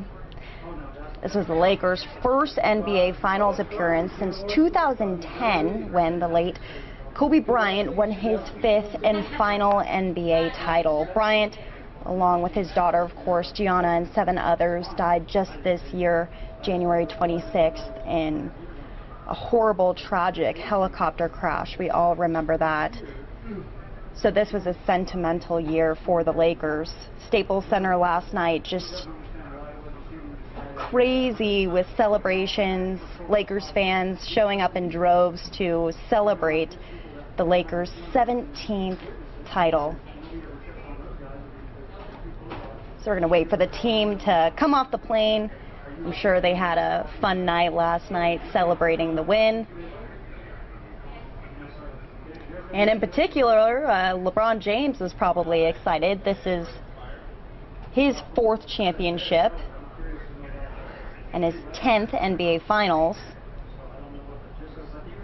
James previously won 2 titles with the Heat in 2012 and 2013, and then with the Cavs, of course, in 2016. Yesterday, he became the NBA's all-time leader in playoff games played at 260. Here's the team coming off the plane right here. See, as LeBron leading the way. Awesome.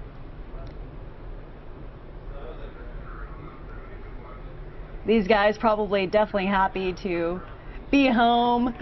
Look at them throwing their hands up in the air, excited to be in the fresh air of the West Coast, heading home from Florida, of course. They are not in the bubble anymore.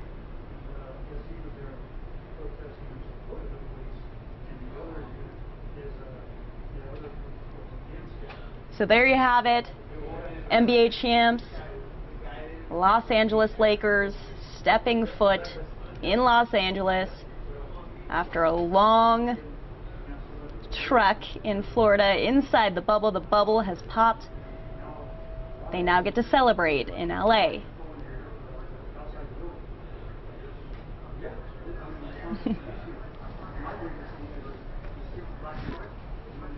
Lakers fans definitely excited across the country. Something to celebrate during the pandemic. Not sure if we're going to see any Los Angeles celebrations. Mayor Eric Garcetti tweeting out last night saying, hey, we're excited that our boys took home the W, but everyone remember we are in the middle of a pandemic, so celebrate safely and at a distance. You can see media out there getting all the reaction, the hugs, the excitement. Of course, these guys have all been together, so none of them were wearing masks coming off the plane. These are the only people they've been around the entire time.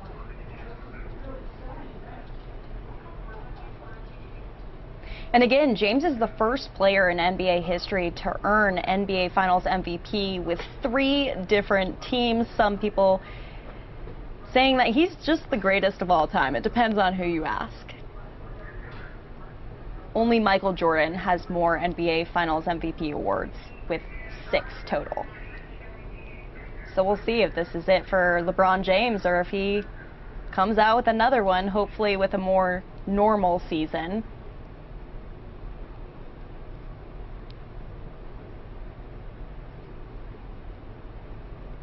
But exciting times in Los Angeles nonetheless.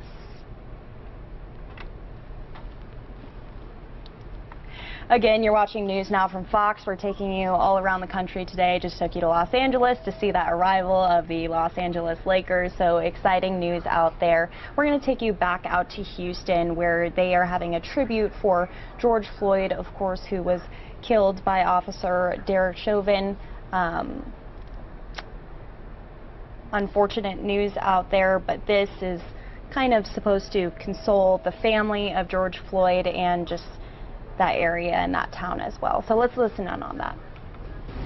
The school kept careful track of academic eligibility for athletes because opponents would sometimes accuse Yates of playing students who are failing, said Ratliff, who as registrar was partly responsible for certifying eligibility. At any given time, some 30 to 40% of athletes were on the bubble. Remember, we were always taught, get those sports and you'll be okay. But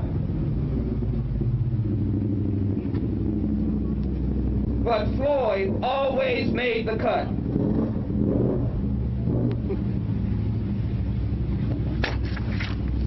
He passed all of his classes, said McGowan. He passed, let me say it again. He passed all of his classes. I just wanted you to know George Floyd, for those of you who did not. And that's why I want you to know his family and why we've come here today. One, because we are hot as heck that the Senate has not passed the George Floyd Justice and Policing Act, and it hasn't been passed by the President of the United States. Number two, we are here because he deserves honor and recognition. And I don't put that as one and two, I intertwine them for who he was as a human being and how he spread his wings and took in so many young children and made them feel good, including his own brothers and sisters. And then we're here, three, because of our civic duty, because we should pay tribute to this family who, in their pain, is traveling not only in this state, but trying to reach to people who constantly say, I don't know if I'm going to vote. If you're able, if you're registered, you just can't have that luxury. So I'm going to ask council member to come. I'm going to acknowledge that I took a long time. I am going to acknowledge that.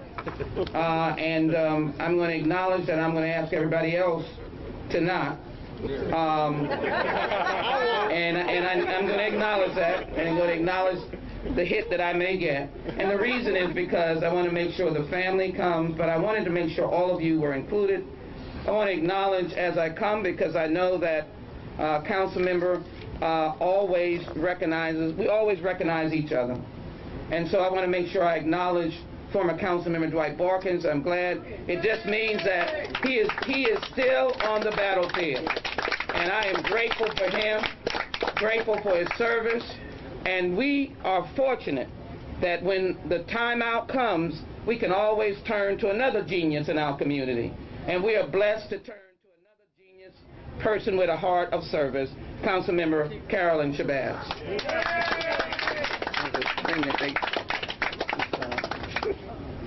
Excuse me, where's the wipes? Wipes. Yes, you're in here. Okay, well.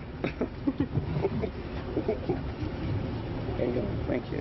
You need to go this way, sweetheart. Thank you so very, very much. Congresswoman, the Congresswoman, who does not need her name recognized because she is the Congresswoman. I'm so very glad that you reached out to me to let me know about this event.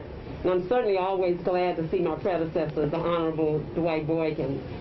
But there are so many people standing here that are so very, very important. But I want to say that I have a certain kindred spirit with George Floyd. I didn't realize that his birthday is actually the day after mine. My birthday is tomorrow, which here again is the beginning of early voting. So if you want to have a happy birthday for me, please go out and vote starting tomorrow. But even more so, I walked the same halls that he did at Jack Yates High School.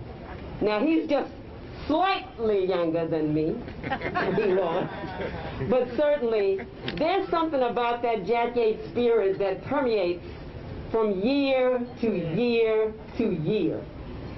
My father was the basketball coach at Jack Yates, Coach Doc Evans, so I actually walked those halls before I was old enough to walk those halls.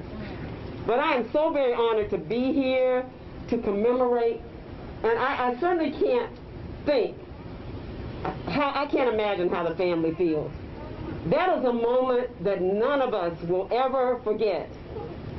And I pray that that footage will get us the justice that we deserve. But I can't imagine their anguish to have to relive that every time they think about it. It's actually on a video. So my heart goes out. So this area is very important to me. I live right around the corner, walked home through the CUNY homes, I had friends. And so thank you so very much for being here and for recognizing that if we want justice and we want things to change, then we have to do that which is necessary, starting with voting. And not just voting, but voting the right way. Okay. Voting the right way. Yes, yes. I'm going to say that if you're not voting the right way, then you need to sit this one out. Right. Because we plan to have a victory. We plan the victory. So thank you again, Congresswoman Sheila Jackson Lee. I give my regards on behalf of the city and the mayor of the city of Houston, Sylvester Turner. And thank you so very much, family. I actually know Tanya. She and I go back.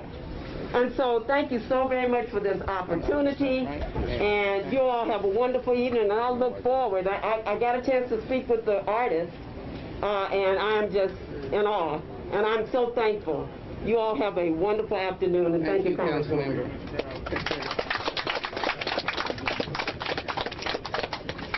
Councilmember, I thank you. I indicated that I would, where's the other piece of paper? I said that I was going to take the hit for being long and asking y'all to be abbreviated because we want to have these family members come up, and I'd like to have the people who come here to do tribute. So forgive me, I'm going to be poking you in the side. Let me acknowledge Representative Ron Reynolds. Could you come up, Ron, if you want to say a word of tribute? You're good? Let's give him a hand. He's driven all the way from the other country of Fort Bend County. I want to make sure that he is well aware that we thank him and appreciate him so very, very much. Let me acknowledge Cynthia Cole. She represents all the essential workers in town.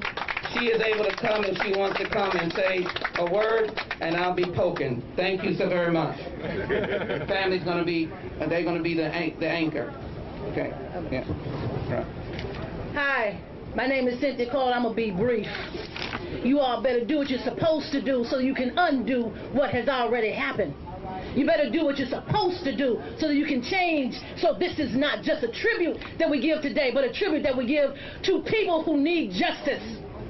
Vote, not because your life depends on it, but because your life and the future depends on it. This family deserves honor, and we're going to celebrate life.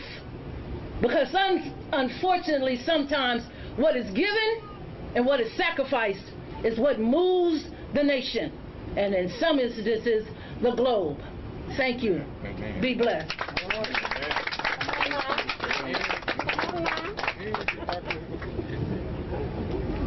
Let me have Veronica DeVos, who has worked with all of the council presidents in the homes that are called CUNY homes, for her to say a word. We have been on the battlefield together, and she is going to, I know, talk about Mom and also talk about all of these heroes and sheroes that tutored me, because I must have been over there a whole lot.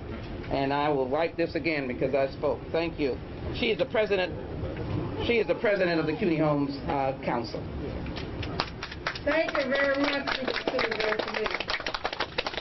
And I want to thank all of you, and especially the family that I haven't seen in a while. I miss y'all. And I have worked with their mother. Oh my goodness. She was a God-sent woman. So was her son, Floyd. Well, we called him Perry Floyd. But all of her children were like that. I mean, this woman was so powerful. I don't care what came across her. She was kindred at all times. So she taught a lot of us, especially me, because when I first got on the board, I had an attitude problem. But being around someone kindred like that and seeing these kids grow up, and I know that George Floyd was never the type, the things that they put in the news about him, he was never a violent type person. He was never, I don't even think he ever touched a gun in his life. But to be with his mother, he was like his mother, a lot like her, and she was a godsend, my God. And it was an honor to have on the board. She was more like my sister. Even when she moved out of CUNY, I still went and visit her. And there were some rules that we just didn't like. If our kids went to jail, they would put them out, but the family couldn't stay there. But George Floyd didn't do anything wrong, because it was so many other kids that were put in jail falsely. And we have to really pray. I've been praying, and I thank God for right now. God have a reason for everything, and right now this family is receiving the honor because of what happened to their brother. Amen. Thank you, Celia. Thank you. Give me one. Just give me a clean one. Okay, this is going to be the round robin before the family comes. Gerald Womack, who heads up many of the Third Ward organizations, and we thank him very much. I just want to say let's give Congresswoman Lee another big hand. All the things that she could do, she's back in the trade, making a difference on somebody, and somebody who's known all over the world. And not just the fact of George Floyd. Sometimes, as you know, people forget, but the family, she never forgot. The family. And all I want to say is that they always said there's no good ever come out of our neighborhood. Tell me today, to all those naysayers who said there was no good that came out of Third Ward. Here it is here today, that God made a good for all of us to make a difference. And as a business person, the Womack development in this community, I'm going to stand with the community as I've always done. I'm going to stand with Congresswoman Lee of getting her reelected as I've always done. That's right. And all the other elected officials on the right side. Oh, I'm poking you now. I'm with our folks who support our cause. And we know who we are, because we're going to be there. Thank you, Congresswoman. I'm a part of the fight. I came out of Third Ward too, truck selling down. All right. And I ain't forgot it. Thank you. All right. Let me make sure I acknowledge Commissioner Rodney Ellis and Lawrence Battle. Wave your hand, Lawrence. We're delighted to have you. Let me also acknowledge Commander Johnson, who has provided the understanding that we need to work together for police-community relations, and I'd like her just to say a word. Thank you. Amen. Amen. So first of all, I want to say thank you, Congresswoman Sheila Jackson-Lee. I also want to say thank you to Councilmember Carolyn Shabazz. Thank you to the family. We appreciate everything you guys do to help us to bring positive change to this community. And to those of you guys that are out there on the corner, thank you for letting us use your corner. They know this is my favorite corner. I see these people all the time. But I want to also invite everybody, even if you haven't been a part of the change, let us continue to use this to continue to impact this neighborhood in a positive way. Even if you haven't done so good in your past life, you know, I've talked to some of you guys individually. We need you. We need you so that we can impact the others that are still out there driving some of the violence. We need you guys. So continue to talk to me. Let's join together. Let's continue to join together so that we can bring the needed change that this neighborhood needs. Thank you so much. Thank you. Okay, so we're almost to the family. If you don't mind for the Alumni Association to speak, and then we will call your name. Veronica, we thank you so very much. Mr. Garrett, what is your situation? What? Have you arranged for him to? Yeah. Is he coming now? Yeah. All right, so we will go ahead and make sure that we have the alumni. We're so, Mr. Mouton, I think, is here, and Mr. Oh, there he is. They have done such an excellent job in telling the story. They really have, and I just had to say that Brother Floyd passed his grade, so I just want everybody to know that, and he was a beloved student, and you all are beloved, and thank you for the unity with him. Let's have both Carl Davis and Brother Mouton come up at this time. Congresswoman, you are awesome. You are awesome. You're the epitome of love for this city, this state, and this nation. Yes, indeed. As we stand here on the grounds of 3rd Ward, round the corner from Jack Yates High School, I am indeed honored to be a proud alumni, the same school that George Floyd went to, and having stayed with me one of his classmates who quarterbacked that national team that went all the way to state, Herbert Mouton. Trying to keep you all alive. Thank you. It's definitely an honor to be here speaking on behalf of not just Yates, the class of 1993, the Brothers of JY, and 88 Chumps, which is a community helping underprivileged minorities progress. You will see us around. I played quarterback. I was Floyd quarterback in the 9th grade. I played bitty basketball with Calvin Murphy, with Floyd. And just know that we're going to keep on pushing. All I can do is ask you all to vote. Voting is most important right now. So make sure you're registered. If you're not registered, let's get registered and let's vote. Thank you. Oh, we appreciate you. Thank you very much. Okay, I think there's one. Sir, Garrett, is he ready?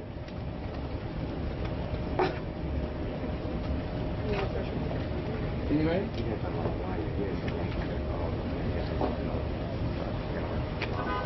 I know, but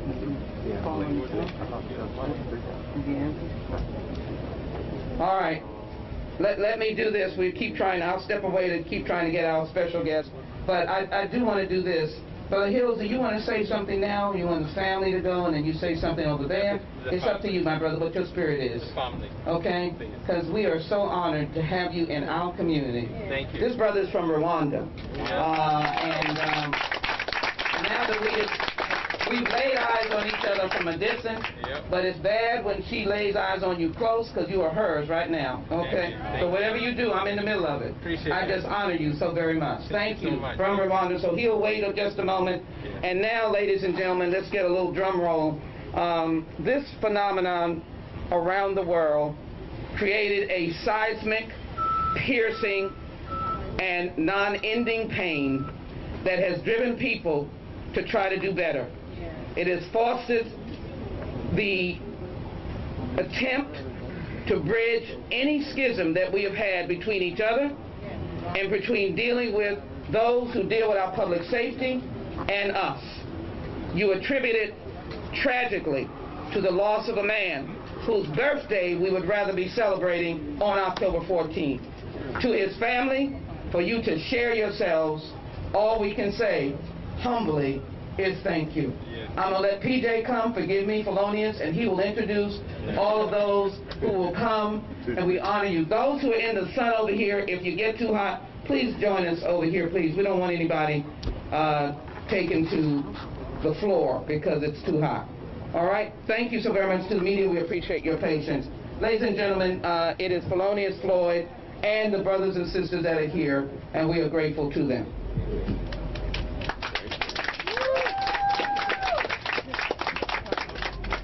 How y'all doing today? Great. Okay. My brother, I'm going to let my brother speak first, Rodney Floyd, and then my nephew, Brandon Williams. And I'll go ahead and I'll speak from there. But I want to thank everybody for coming out today, because this is big for me, because I think about my brother and I just realized that he just passed. I just realized that. Yes, brother. Yes, brother. Traveling, going back and forth it's just been a struggle to get there. But I'm here to help everybody, so right now I'm going to let you speak to them and just listen, because y'all are talking to them even though they're supposed to be talking to y'all because y'all are here. Right. Let me wipe it up. Well, y'all are family, but anyhow. and go ahead, Rodney, tell me who you are. Okay, let me do this to you. Let me hug you. How y'all doing? I'm Rodney Floyd. Yeah. Floyd's youngest brother. Also, happy to be out here. Y'all came out to 3rd Ward to see all of us, to see this beautiful mural we have. This brother from Rwanda painted. And you know, it's a saying, they say, if a tree falls down in the forest and nobody's around to hear a sound, will it make a sound, or will the sound be heard? And fortunately, in Floyd's situation, this horrific event that happened to him, his sound was heard because the artist right here, he's in the back, he painted this beautiful painting, and the sound was heard across the world. And we are here right now, also happy we can get the word out to vote, you know, letting you guys know how our vote counts, our vote matters. You know, I'm pretty sure Floyd was here. He would have made sure his vote mattered. But he came, so we got to do it for him. Get out and vote for him and others that are like him. And hey, we must educate ourselves on voting and who we voting for. And right now, the main voting cause right now is the big ticket for the White House. This is the big game. And before it's the big game, we always had a preliminaries, and the local voting is very major, just like this voting for presidency right now. And we have to learn who's in our communities for us and against us. There are so many councilmen and women across Houston and local counties that's trying to get voted in, but unfortunately, some of us see them on the street and see them voting and saying, hey, come vote for me. We look at them, walk past them. But now we realize how important this is. Hold, stop for that conversation. Give a minute of your time. Hear them out. Hear or she out. They'll tell you exactly what they're running for and what they stand for. And I mean, we definitely need to hear that. There has to be a conversation amongst all of us. But voting is key to our future and our kids' future, because right now, if we get the right person in and press him on the stuff we need him to do for our community, and they pass that law for that, that can be held and stand up to 20 years or 40 years down the line. 40 years, brother. So we have to get that heard and get that message out. And remember, whoever we got in, we're going to stand there and make sure they hold everything we need them to be held. And again, y'all, we have to get out and vote, get ourselves registered, stay on time. Early voting is tomorrow. Everybody must go out and vote. If you can't vote due to felony reasons, guess what? You can go stand in line for someone while you're waiting in that line and just show much support like that. Oh, I love it. That is a great idea. Thank you, brother. Thank y'all. Thank you. Your family. Brandon, are you next? Brandon, you next? Okay. I'm going to have to wipe it again, but I just want you all to know that when you were in your deepest moment, remember Brandon came out. This is a young man, and I just want to pay tribute to him. It was too dark a time, but he took the time to try to tell Houston what you were feeling. I just want to thank him for that. Hi everybody doing? I'm Brandon Williams, George's nephew. I just want to say first off, thank everybody for coming out, and being with us right here at home, being that we grew up in the CUNY homes, and the white and green house is about 500 feet away. Wow. And have all our childhood friends and family and everybody out here supporting us. We appreciate it. And then secondly, I want to start by saying, appreciate everybody for the love and support and the outpour of just supporting and standing with us through this tough time. We appreciate it. I really didn't know where to start, but I want to start with voting. I think it's really, really important that we get out and go to the polls. For one, we have to put the people in who stand for what we stand for and actually want to see the changes that we want and need. And not just on the national level, but on the local level. If you look around, we're in a rough neighborhood, and we need people that care about the people in these neighborhoods, just like they care about the ones in Katy and all of the better neighborhoods. And that starts with us, by us getting out there and putting those right people in the positions and in the offices so that they can stand for us and support us and get us the change we need. So most importantly, vote, vote, vote. Let's get out to the polls, use our voice. Secondly, my uncle, he meant a lot to me and a lot of other people that's out here because he was like a staple in this community. And growing up under him and my uncles back here, I was raised in the same house with them. And I learned a lot from him and developed a strong relationship with him. So the hurt that I feel and that we feel, it's unimaginable. And in closing, I just want to say that we need to hold people accountable. Officers, elected officials, everybody. In order to see the change, we need to get the message to them that we want the change. Nobody's going to fight for us. We got to fight for us. That's right. So I guess today, it was only fitting for me to wear this long way shirt. This is a clothing line me and my brother has. It symbolizes that no matter where you start, it's about where you end up. Wow. And I think so far, coming up in this neighborhood, we've made it a long way, but we still have a long way to go. And that's basically what I think this country is at right now with coronavirus and all of the social injustices. We have a long way to go, but we won't stop fighting. We're going to keep fighting until we get the justice we deserve. That's right. Also, justice for Breonna Taylor as well. I had an opportunity to meet that family and spend some time with them, and what's going on out there is just horrific. I want them to know that we stand with them as well. So in closing, I just want to say long way, but we're going to get there. All right, brother. All right. All right, sweetheart. You okay? Hi, everybody. Again, I would like to thank everybody for coming out. For those of you in the neighborhood that have been in the neighborhood, I don't know if you've noticed this sign right here. It's not a sign, it's actually a spray painting right there on a spray painting right there on Elgin and Sampson. And it reads, Martin Luther King didn't die because... All right, you're watching President Trump board Air Force One ahead of his rally in Sanford, Florida.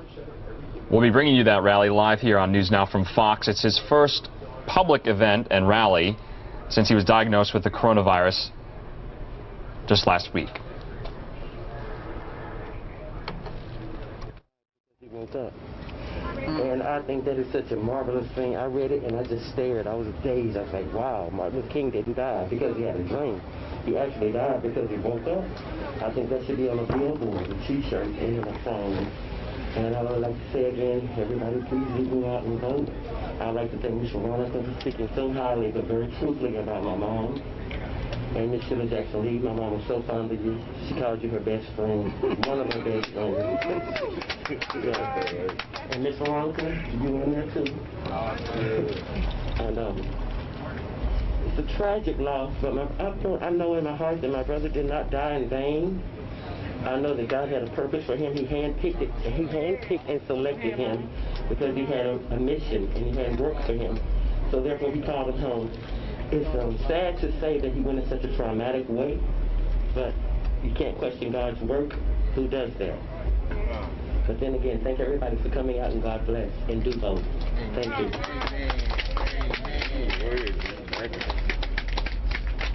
Any other time? Oh, you don't come back? You okay?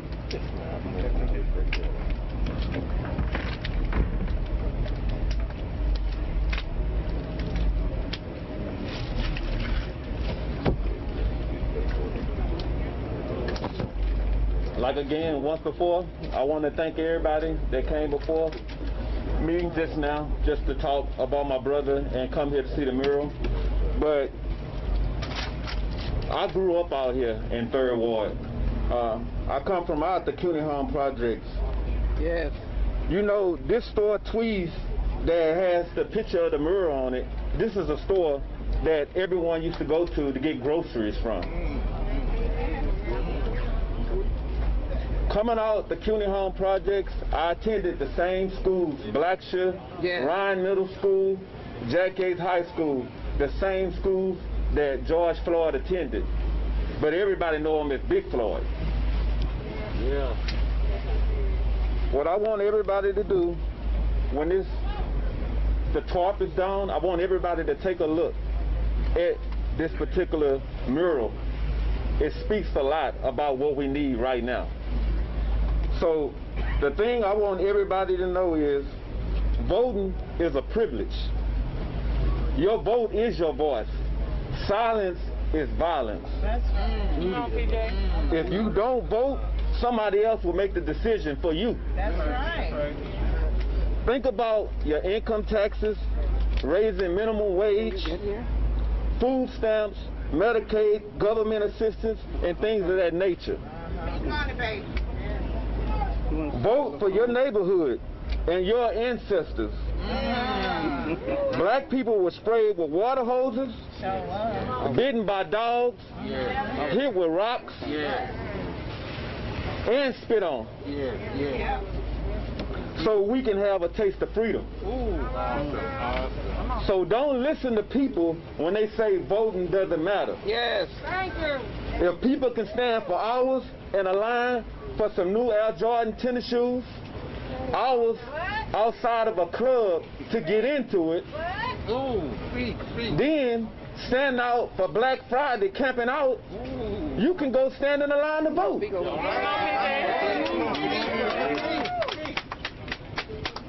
And if that's not enough, I got names for you. Think of Trayvon Martin, Sandra Bland, Pamela Turner, Daniel Prude, Trayford Pellerin, Breonna Taylor, Eric Garner, and George Floyd. I said before Congress the day after my brother passed at the funeral I was at. Yes, Man. yes. That's all right. It's the funeral. That's all right. That's all right. That's all right. That's all right. That's all right. It don't matter that. I went before Congress to speak about the Justice of George Floyd Act of 2020. It stated to prohibit chokehold. For George, it was the no chokehold law. Also, it stated to prohibit no-knock warrants for Breonna Taylor. Body cams must be worn in dashboards used at all times. Several more initiatives surrounding. The legislation has been described as a sweeping.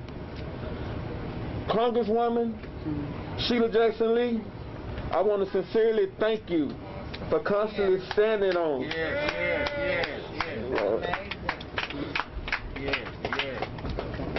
Come on, we're here for you. You got it.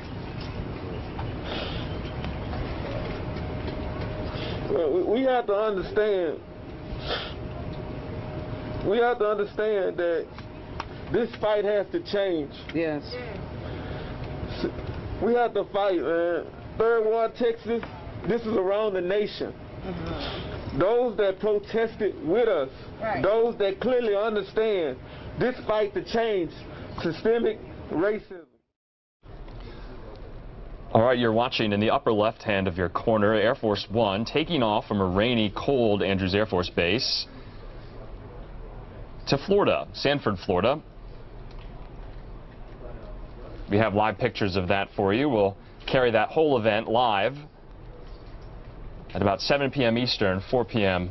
here in Phoenix. I'm Andrew Kraft with News Now from Fox. Thank you for watching.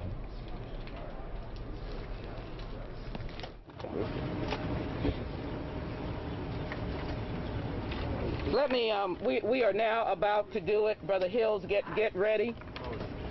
We have a stupendous word from PJ, if I might, Felonious.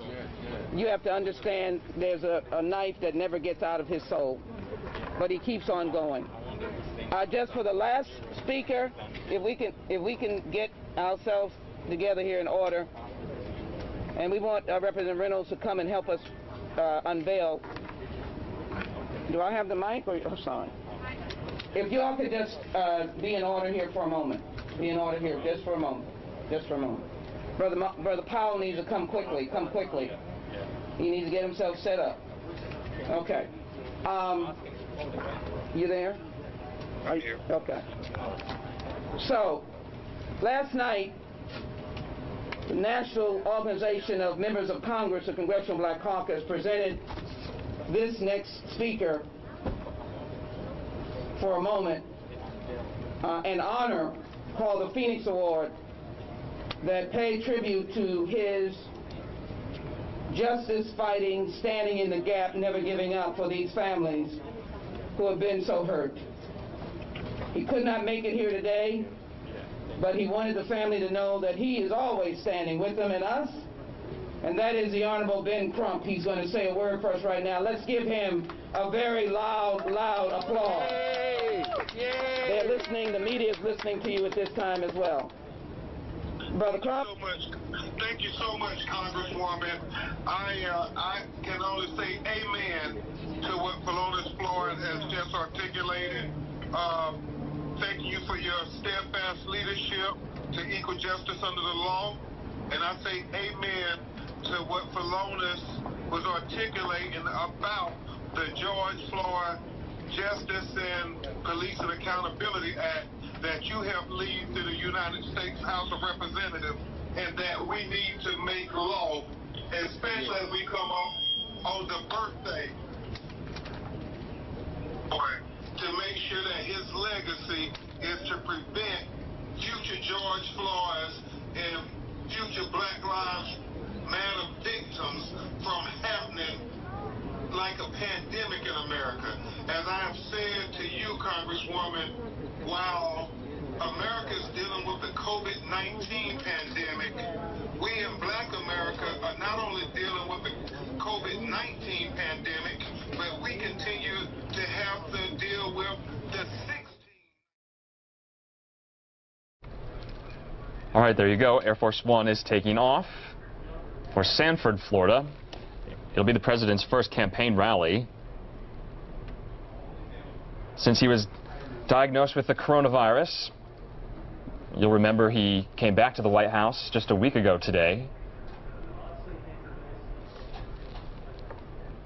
And we have live pictures for you already of the rally in Sanford, Florida. Hundreds of Trump supporters are filing in the outdoor venue there. Take that for you. You can't really see Air Force One anymore, but looks like a sunny day in Florida. And News Now from Fox will bring you the president's rally in its entirety in just a couple of hours.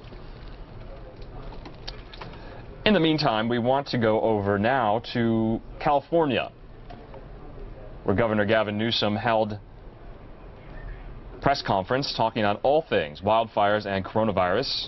Let's listen into that. Some extraordinary Californians.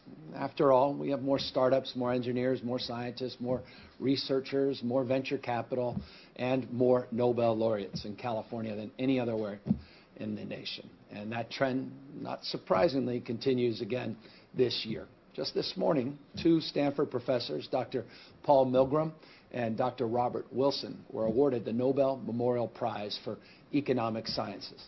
Their pioneering research in auctions has had practical impacts on the best way to allocate scarce resources.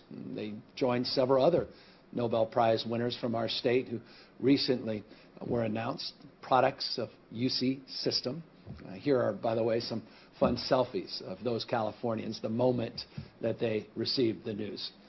Dr. Andrea Ghez of UCLA won the Nobel Prize for Physics by providing, or rather proving, the existence of a supermassive black hole at the center of the Milky Way. And she shared this prize with Dr. Reinhard Genzel, a professor emeritus at UC Berkeley, who also did his postdoctorate work there.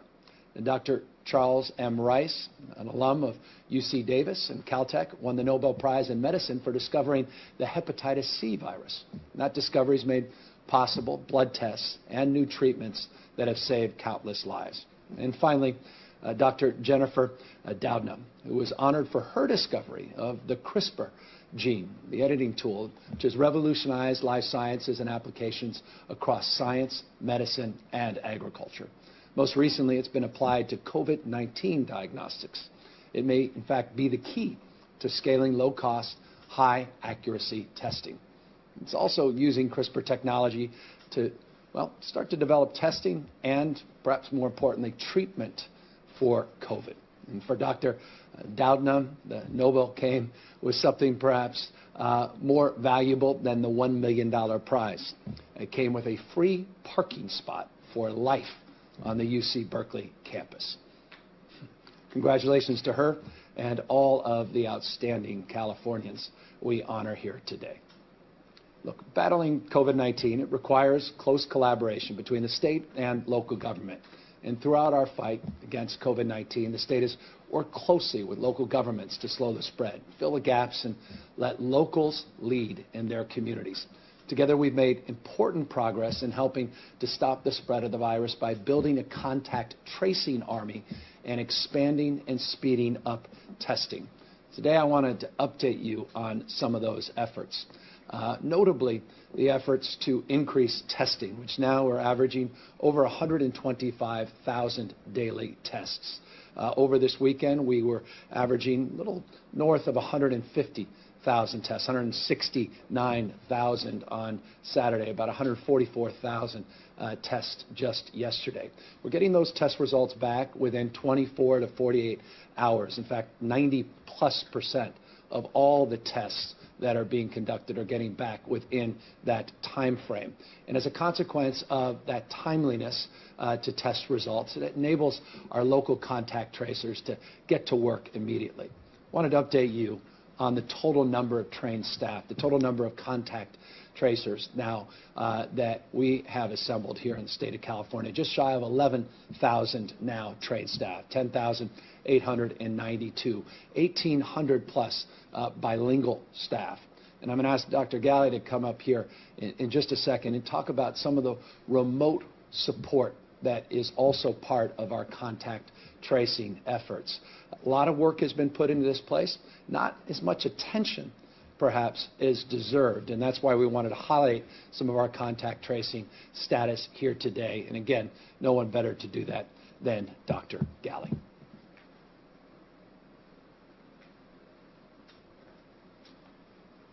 Thank you, Governor. And yes, it's good to be with you to talk about our developments on contact tracing and really where the governor started that testing piece that starts us with case identification, finding out who's positive, and then we go into the disease investigation part of the endeavor and identifying close contacts of people who are positive so we can then provide the support and reminders to isolate appropriately so we can actually cut down transmission from each case. That isn't a new set of strategies for COVID. We've been doing this in public health for decades to control other diseases across the globe. And here the challenge is just doing it at the scale where we have thousands of positive test results coming a day to make sure those thousands stay as low as possible. I talked to you many weeks ago about the need to get our case rate down and our infrastructure of contact tracing and disease investigation up. We've done that with these 10,000 in Spanish, but in Cantonese and Mandarin, Hmong language, many different languages across the state. And then the ability to use something we've all become familiar with in COVID, which is remote interactions. Many of you do Zoom meetings or Zoom encounters and meet friends remotely now via your iPhone and other phones. We also have employed those same technologies, providing disease investigation support with epidemiologists that might be in one county supporting another county hundreds of miles away because they can do that remotely. Also adding a virtual agent function to our CalConnect. That's the program that the governor really pushed us to create statewide to organize all of the case information and the contact tracing work. Now there is a function that allows us to do an initial survey of individuals who tested positive or who may have been exposed so that health departments can begin to prioritize those with the most concerning exposures. So all of that together with the staff are really building up this infrastructure across the state so we can continue to box in the virus as much as we can and make sure that a single case doesn't turn into 20 or 30 cases from that single one. So we did this twice. We did a survey many months ago of our local health jurisdictions to find out how successful their existing infrastructure was to contact trace all the cases that were discovered as well as their contacts. Back then, we were certainly lower than we are now. And today, we are finding that 95% of our local health departments are able to contact all of the new cases that they receive results for on that same day. So the addition of quick testing with quick turnaround time, that 24 to 48 hours, plus information in the hands of local health jurisdictions and the staffing sufficient to reach all of those positives gives us a better chance of making sure somebody who is positive doesn't transmit to others. Similarly, we have 97% of our local health departments who are able to contact all of the contacts that we learn about on that same day. These two things together allow us to have a better chance of keeping COVID in check.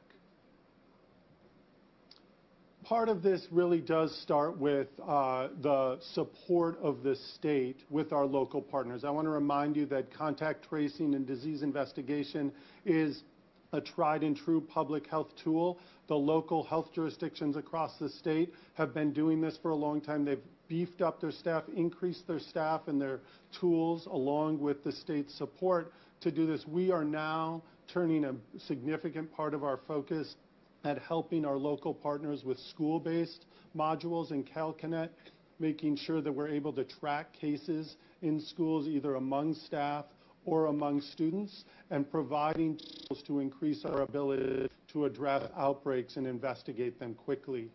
I want to remind you that we did pursue a public-private partnership with Kaiser, many other philanthropic partners, to work with our local entities to deploy local teams, people in community-based organizations that really do know the communities well, that live and work within the communities to provide a closer touch to those who might need that contact tracing and isolation support. And we also put out and described, when we described our equity metric, the need for counties to use state funds that were provided to the counties to do testing, contact tracing, and isolation, to make sure those dollars are invested in those communities where we've seen a disproportionate impact on COVID. Those dollars are there in part to support the last piece of this three-legged stool, that part that focuses on isolation and supporting individuals who learn that they're positive or may have been exposed to either quarantine or isolate, whichever is appropriate, and to make sure that they do it in a supported way. We know so many people fear not being able to return to work, not being able to support their families. There are many tools that the state, along with our local partners, along with our philanthropic partners, have put into place in order to support those isolations to not just happen, but to happen in the most complete way so we box in the virus and reduce transmission. So with that, I want to turn it back over to the governor. Thank you. Thank you, Dr. Galley. And so the key is the issue of isolating individuals that have come into contact or have the transmission of the disease made positive, meaning we want to make sure that the testing leads to something. And in order to box this virus, in order to mitigate the spread of this virus, quarantine and isolation become essential. And I just want to remind people some of the work that's been done in the state of California, the resources that we've made available to help support isolation. One of them, Dr. Galley alluded to, is these job-protected paid sick leave that we've now provided to California's workers, which is foundational in the endeavor of isolating and quarantining individuals. We've also targeted very specifically our Far More workers and our agricultural workers all up and down the state of California, a program called Housing for Harvest. We had highlighted it on multiple occasions in the past in these updates, a program that now is operational, and we hope to do more and better still to expand the scale and scope of that effort. Project Room Key, which we've highlighted on a consistent basis, is foundational in terms of isolating individuals that are high risk of COVID-19, particularly those out on the streets and sidewalks in congregate facilities and shelters all throughout the state of California. And of course, the federal government, no substitute for the support we get from the federal government. $150 million of federal support is provided, not just to the state, but also supporting those county efforts. In addition to those county efforts and federal dollars, it's that leverage of philanthropic support. Reference a moment ago what Kaiser has provided, other philanthropic supports, but some $83 million in philanthropic funds have been generated and recognizably, deservingly need to be highlighted in the effort to, again, support our isolations and quarantine efforts. So that's just a brief update on some of the contact tracing work, some of the isolation, quarantine work, the testing we continue to make progress. We will very shortly, in the next couple of weeks, we will be announcing an update on our partnership with PerkinElmer and the efforts to more than double the capacity of testing here in the state of California. Real progress is being made in that space, and we look forward to making that announcement very, very shortly. We are not going to slip backwards on testing. We are going to forge forward and be much more aggressive. We're not ashamed of testing people. We're not ashamed of identifying individuals that have been tested positive. But we must make that meaningful. Testing for testing's sake is not in and of itself significant, save the patient that can learn about their own health and health risk. From a community spread and a transmission perspective, we need to make sure we go further than that, and that's the contact tracing, that's the education, Know Your Rights campaign, among many other efforts that we've advanced through PSAs that will allow people to support so they can isolate, they can quarantine, not only taking care of themselves, but their own recovery, but mitigating the spread to people they love, and more broadly, the community spread. And so all of those efforts are being accelerated, all those efforts are being reinforced, and again, news very shortly on the very exciting and significant increase in lower cost, much more timely testing that we have advanced in this historic partnership here in the state of California. Let's talk about our case rates here in the state. The new number we announced today, 3,449 cases. This is from October 11th, yesterday. Tracks slightly higher than our 7-day average of 3,321 cases. You can see the positivity rate based on the 127,000 average daily tests over the last 7 days. It's dropped to 2.6%. That's a 14-day positivity rate. The 7-day positivity rate is consistent with the 14-day positivity rate, 2.6% here in our state. Hospitalizations have decreased 8% over a 2-week period, and we're seeing a decrease in ICU admissions, a little bit more substantial, 13% over 14 days. You may recall we're seeing a bit of a plateauing, or at least a slowdown in the rate of decrease. You've seen 20+% rates of decrease in hospitalizations and ICUs over the course of many weeks. It's slowing down modestly. Again, these are just areas of caution, sober reminder of how stubborn this disease is and how prevalent and widespread this disease still remains here in the state of California. Always a reminder of the imperative and importance we place upon practicing the physical distancing, social distancing, and the critical work that you can do by wearing these face masks. Accordingly, we have made progress on our tiered status. Now 42 counties of the 58 have moved out of that lower tier, the most restrictive tier, the purple tier. 24 counties you see in the red, 11 in orange, yellow counties in the northern part of the state, primarily, though some in the central part of the state represent 7 of our 58 counties. This county update, the tiered status update, is made every Tuesday. Tomorrow, Dr. Galley will be updating these numbers. Progress, I want always to lean in, but they're always adjusting those numbers from the weekend, and so I have to be careful. But we will make progress. A number of counties now moving into new tiers, but again, stubborn, this virus, some counties teetering, and so that will be made public tomorrow. Some of the latest information, again, being put together later this afternoon, updated every Tuesday at Dr. Galley's presentation. But county tiered status, nonetheless, moving in the right direction broadly for the overwhelming majority, now 42 counties out of that purple status into these other tiered status. Speaking of status, I wanted to update you briefly on the wildfire season, which continues. This is around the peak of what we have experienced the last few years, at least, of wildfire season. Into October, the Diablo winds and Santa Ana winds start to present themselves. Still hot temperatures, unseasonably hot. We're going to expect up to 20-degree increases in temperatures from what we experienced over the end of last week and over the weekend into this week. We're also going to see an increase in winds later this week. Wednesday, Thursday, and Friday in Northern California in particular, we're expecting high wind events, 45-mile-an-hour gusts, based upon the analysis and the briefings that we got this morning, as high as 60-mile-an-hour wind gusts in Northern California.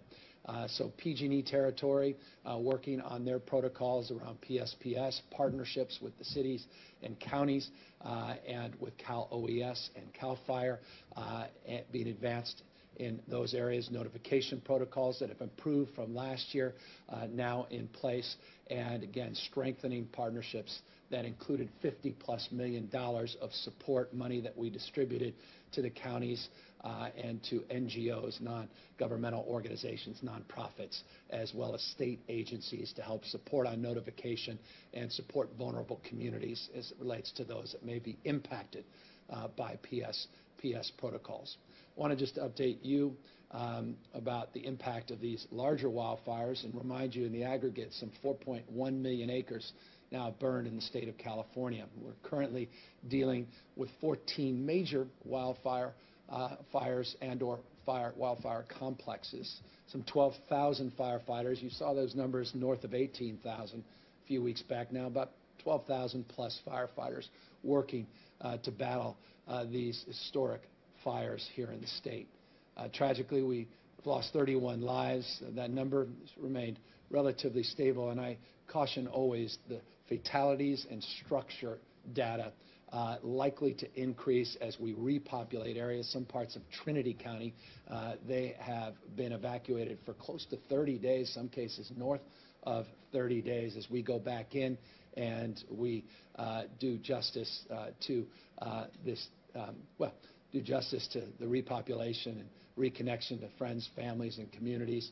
We're likely to see higher structures damaged and destroyed, and obviously concerned always about lives lost.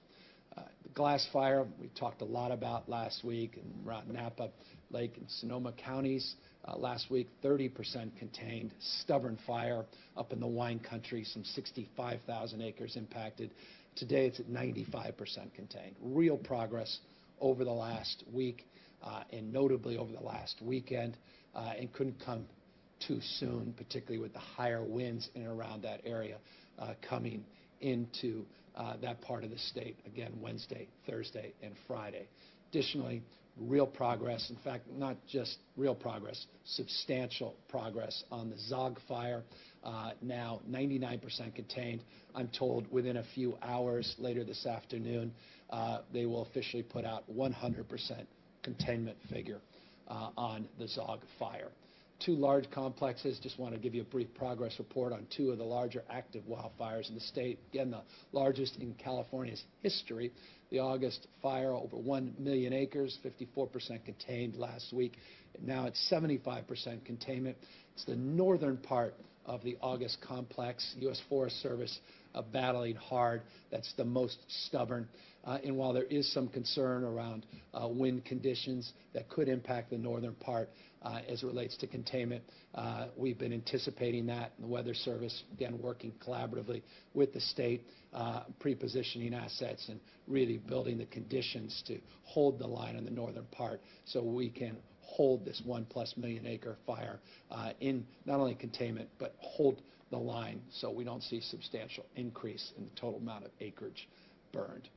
Relates to Creek Fire. This Creek Fire generated a lot of attention for good reason. I'll remind you this is in and around the area that was disproportionately impacted by this historic drought here in the state of California. You recall a drought between 2011 and 2017, about 163 million, and by the way, that's just an estimate, 163 million trees that fell because of the drought and historic, unprecedented, recently historic and unprecedented conditions that led to conditions that make it even more challenging in and around Fresno and Madera area. And this unified command complex, again, working with the federal government.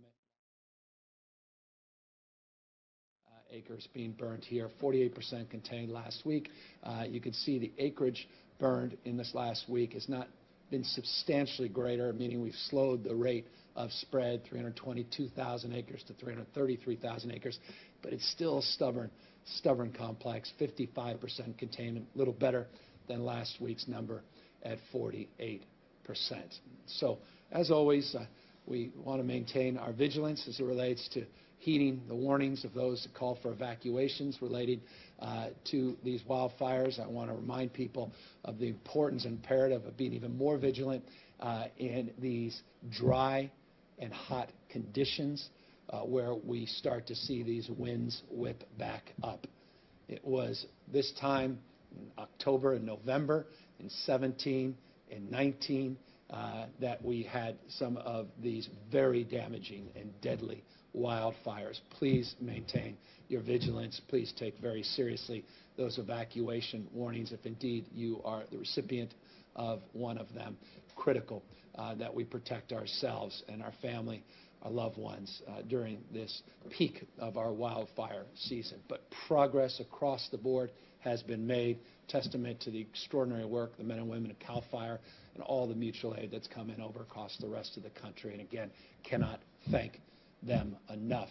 All the hard work that's been done, including local mutual aid that has been working overtime, weeks and weeks and weeks, little rest, putting their lives on the line to protect not only lives themselves, but property and obviously our wild lands in this state. Accordingly, in closing, I just want to remind all of you the imperative of continuing to maintain your vigilance in terms of the actions you can take to spread and mitigate, not wildfires in this case, but of COVID-19. That 2.6% positivity rate is encouraging. Number of deaths is beginning to decline, which is also encouraging. Still, though, stubbornly at about 60 and 69 deaths. That's the 7 and 14-day average total number of deaths. And it's just a reminder, sober reminder, the average of 69 deaths a day still because of COVID-19. Don't be misled that this disease is any less deadly. Quite the contrary. It's as much or more deadly than it's ever been in the context of those that are high risk. And despite so much of the improvements we've seen in therapeutics and how we've managed the disease, again, people are still losing their lives. What you can do, as always, is practice that physical distancing, that social distancing, wear those masks, wash your hands. It's flu season. Wash your hands just on the natural will mitigate the spread of the flu as well and minimize mixing to the extent possible. Tomorrow, just briefly, and I'll turn it over to questions, Dr. Galley will be updating people on a different type of mask wearing, and that's the Halloween guidelines that we'll be putting out tomorrow. Dr. Galley will also be updating on some other guidelines, including the guidelines we put out on Friday related to minimizing mixing and cohorting friends, family, or outside of your household. Those updates have been made this week. Just to preview, we'll be visiting with some of the larger theme parks, continuing those conversations back and forth. We continue in good faith to try to work to get where I know everybody wants to go, and that's to get people back to work and also create more entertainment options. But we need to do so in a safe way. We need to do so with a health-first frame, and we are going to continue that hard work, and a lot of that work will be advanced even further later this week with some insight visits and some deeper collaboration, even beyond some of the larger theme parks, but many of the smaller theme parks that want to maintain some distinction from those larger well-known brands here in the state. So that's it for the update today, and of course now happy to answer any questions. Patrick Healy, NBC4. Hi, thank you very much.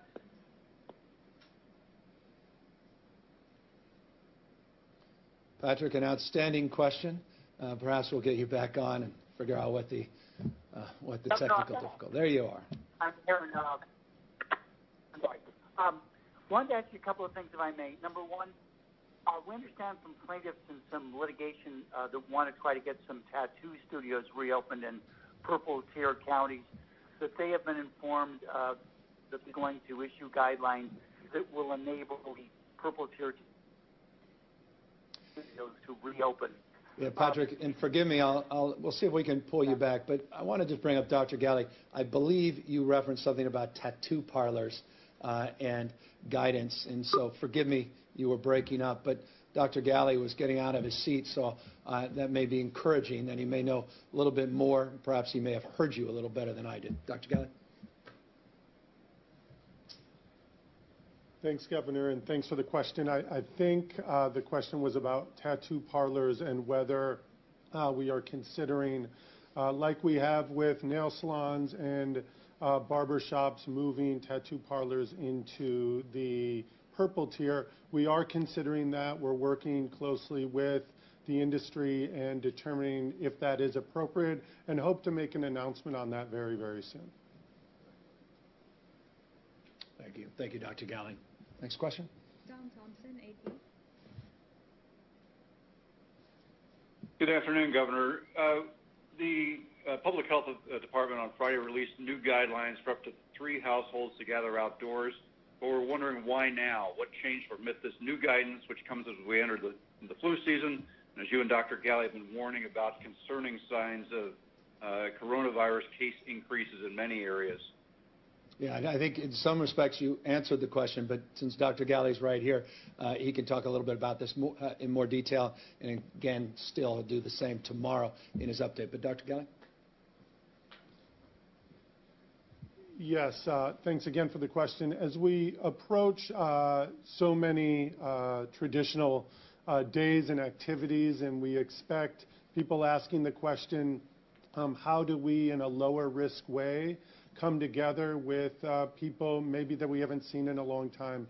And the purpose of the small gatherings guidance that is now posted on the California Department of Public Health website is really to not say it's a good idea or appropriate to gather with 3 families, but to really say more than 3 households, you really are increasing your risk.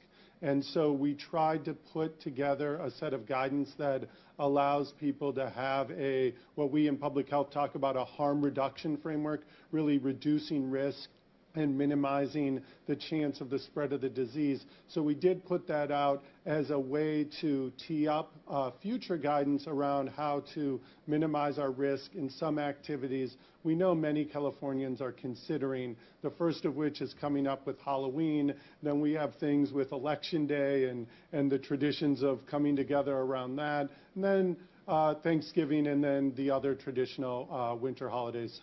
So all of that is coming out now to support our endeavors and to support local partners, local health jurisdictions, putting out similar guidance for those events.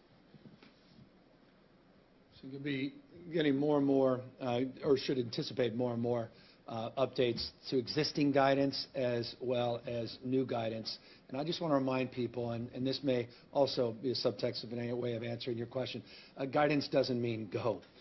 In the past, we have seen when we put out guidance and we make it clear that the pace and the protocols related to seeing that guidance applied, that does not mean people should just now rush back to their original form as it relates to kinds of activities we've seen in the past, even modified activities. We want to caution against that. But we are entering in to the holidays, but also we're entering into part of the year where things cool down and people are more likely to congregate back indoors and in settings that put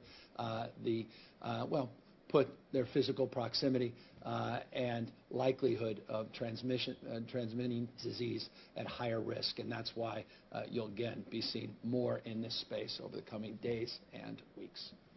Michelson, Fox 11. Thank you, Governor. Two quick questions. One, is there a safe way to do any sort of Lakers championship parade? And thank you for giving us a shout out last night on Twitter. And two, you know, this isn't all happening in a vacuum, and I'm wondering what you're learning from other states. Say Disney World is open. Are they having a big outbreak in Florida? What does that teach us about what's happening potentially here in California?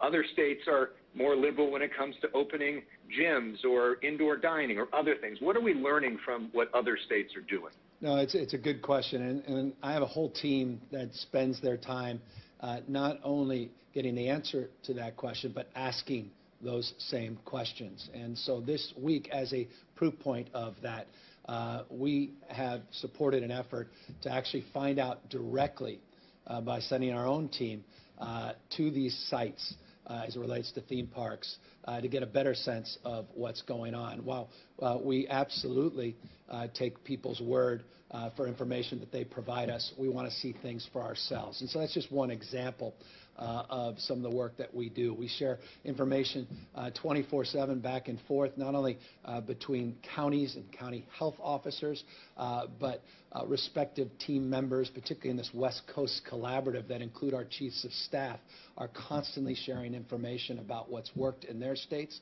and what hasn't worked in their states as it relates to guidance, as it relates to mandates, as it relates to messaging. So that is also a very formal construct that we created, again, part of that Western Coast collaborative that we announced a number of months ago. And so we're constantly iterating. We're looking for best practices, not only across the United States, but around the rest of the world. But we are California, and we have values, and we have an approach, and we have a new frame of discipline, and we're going to be stubborn in terms of keeping people's health front and center and balancing all of these commensurate challenges as it relates to getting people back to work and addressing people's isolation and stress and anxiety and getting our kids back in in-person learning, and the incredible importance that we place on all of that at the same time. And so hope that gives you a sense of the work that is currently being conducted. As it relates to the Lakers, yes, I am a Northern California resident, but I am a Laker fan. I can say that without fear of any ambiguity. And if you saw our household last night, my wife, I don't think she'll speak for another 3 or 4 or 5 days. She lost her voice in enthusiasm after that first quarter, and then things calmed down for her in that second half as it appeared that the outcome was now determined. But anyway, I get off base. You asked a more substantive question, and that is there a safe way to have a parade of sorts or celebrate a victory? There is if people are practicing what we're preaching as it relates to wearing a face mask and doing what they can to physically distance and to minimize the mixing outside of their key cohorts. If that's not the case, and we saw some images last night, that is a point of obvious concern as it relates to the transmission of the virus. And so we just ask people to be cautious, to be mindful, at the same time they celebrate this historic victory and celebrate one of the greatest basketball players that has ever lived, LeBron James. Sophia Balog, Sacramento Bee. Hi, Governor. Over the summer, you had asked state agencies and departments to make 5% of their staff available to help with contact tracing. Can you give us an updated number in terms of the percentage of state workers who are still helping with contact tracing efforts? Yeah, I'll have to do the analysis, and I'll provide that data across the spectrum of hundreds of thousands of employees. But look at your inbox, and we should have that information to you hopefully later this afternoon. I can't imagine that information will take more time than that. Brady McDonald, OC Register, final question. Hey, Governor. I had a couple questions about theme parks. Do you envision separating smaller theme parks from larger theme parks in the upcoming guidance? And second, what will your administration be looking at during their trip to examine the reopening of Disney World and other Florida theme parks? Their own experience, their own insight. We're trying to get a better handle on what we're being told, what we're reading about, and our own concerns and our own environment as it relates to what makes our theme parks distinctive and unique. And one of the things that's self-evident that makes them distinct and unique is location. In and around areas where there's background transmission rates that are remaining very relatively stable in some cases, stubborn in other cases. But the answer to your previous question is yes, I'm very mindful. For example, if you have in a park in a city a Ferris wheel, that's not a theme park in the sense that so many of us consider. And so one has to distinguish between the two. And so that's a nuance here. This is as almost you're putting an entire new set of guidelines and starting from scratch across the board. There's conference facilities. There's parades in these theme parks. There's cities. There's small cities, and there are people from all around the world that descend, not just people that are proximate to these theme parks that come together and mix. You could say 5% at a theme park. That's thousands and thousands of people.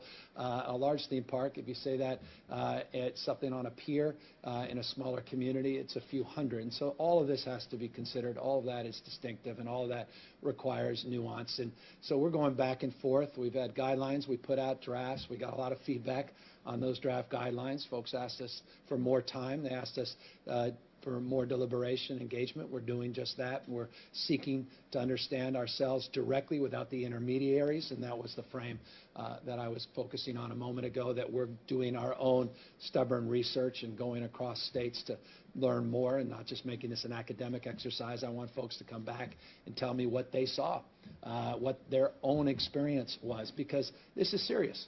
At the end of the day, we may be a 2.6% positivity rate, but we're entering into not just the flu season, we're entering into a period of time where people are more likely to start congregating and mixing back indoors as more and more indoor activity takes shape.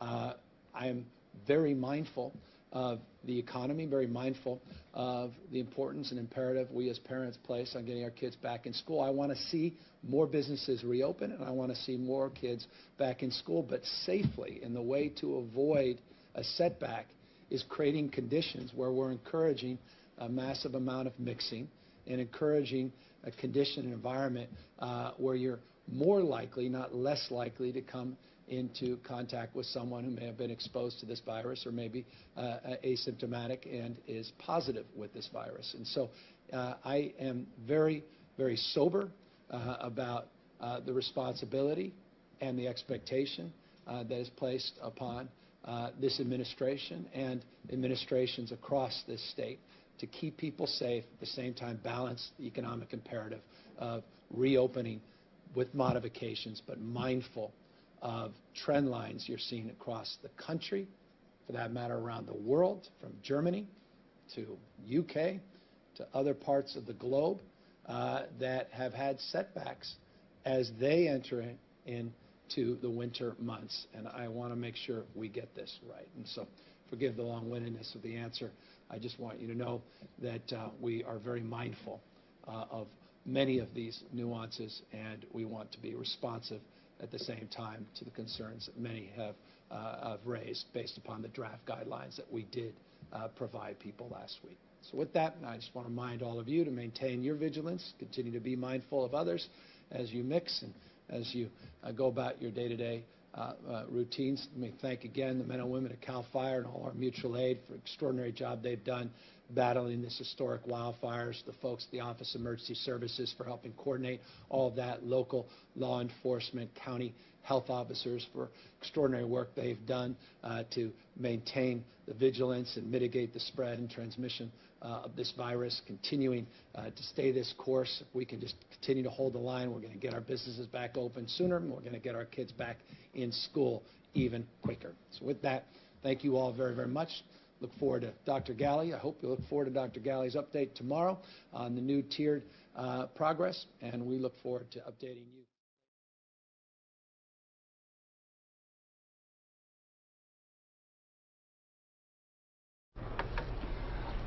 All right, you were just watching California Governor Gavin Newsom speak to reporters and the public today in his daily press conference, touching on a number of topics, including wildfire recovery efforts, coronavirus relief, and giving kudos to the California professors who have won Nobel Prizes this year.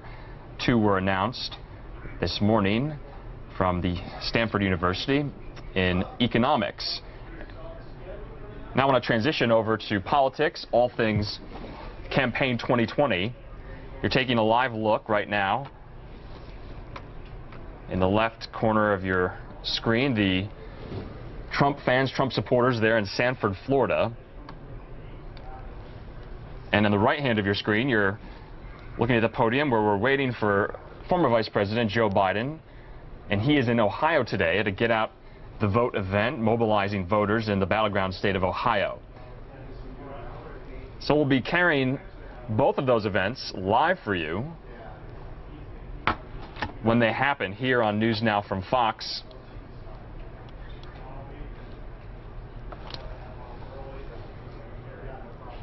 The candidates today going to Florida and Ohio. And remember, this is the president's first campaign rally since he came down with the coronavirus just a couple of days ago.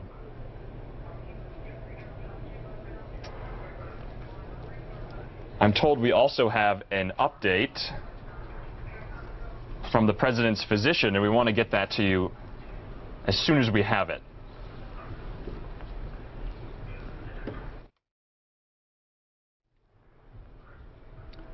But in the meantime, let's just hold on these live pictures. And we're 22 days until the election on November 3rd. And I have that update for you right now. Let's bring that up.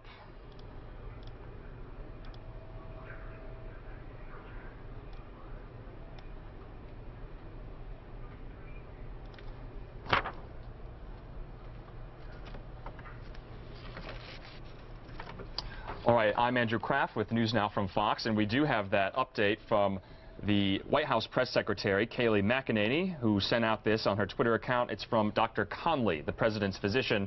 Let me read that for you right now. Here we go.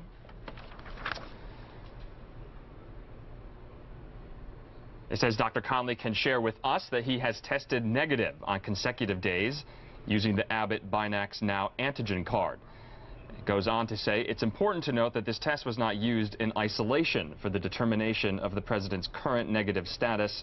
Repeatedly negative antigen tests taken in context with additional clinical and lab data, including viral load, subgenomic RNA, and PCR cycle threshold measurements, as well as ongoing assessment of viral culture data, all indicate a lack of detectable viral replication.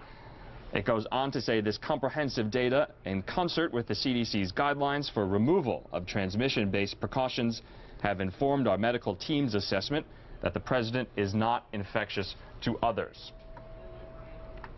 And now you'll remember that throughout the last week, we have not gotten an answer on when the president last tested negative. You're hearing now, though, from the White House press secretary and the president's physician that the president has tested negative on consecutive days. And the doctor has obviously cleared him to be at this rally tonight, saying he is not a threat of transmission of the virus to others. So we're glad to give you that update on the president's medical condition after his COVID diagnosis. We want to go out now to another event that happened earlier today, this time out of Norfolk, Virginia. And if you remember, 20 years ago, the USS Cole was bombed and 17 sailors lost their lives. The U.S. Navy held an event commemorating their memory today. Let's listen in.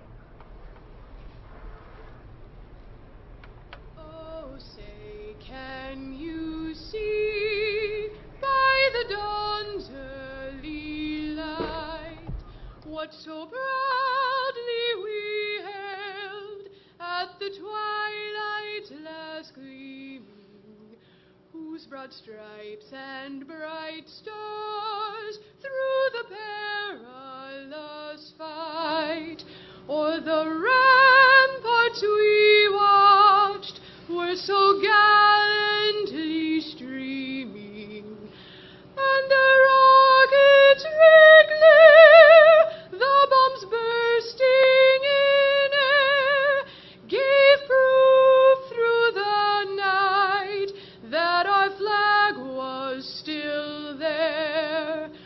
Oh, say does that star-spangled banner yet wave o'er the land of the free and the home of the brave? Jerry Kelly. Ready, 2.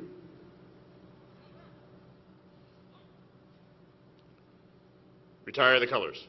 Order! Kelly. Right. Face. Forward. March.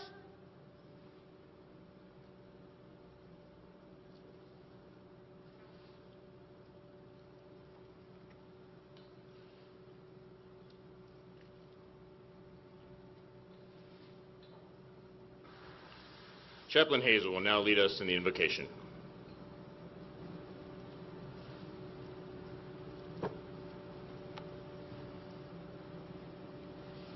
Let us pray. God of us all, of our fathers and our mothers, of our husbands and our wives, of our sons and our daughters, God of us all here today, we open our hearts and our minds to this time of remembrance. We ask that you bless the stories told here today and the storytellers. Bless us in listening that we may draw deeper meaning from what is shared here today more than ever before. And use this time to remind us that each one of us who were shaped by the events on the USS Cole 20 years ago are connected across the past and the present and into a shared future. Remind us that these brave men and women 20 years ago who worked together, lived together, and in a time of reckoning depended on each other like never before. They modeled for us what it means to be a part of the United States Navy. Indeed, what it means for us all to live out lives of honor, courage, and commitment.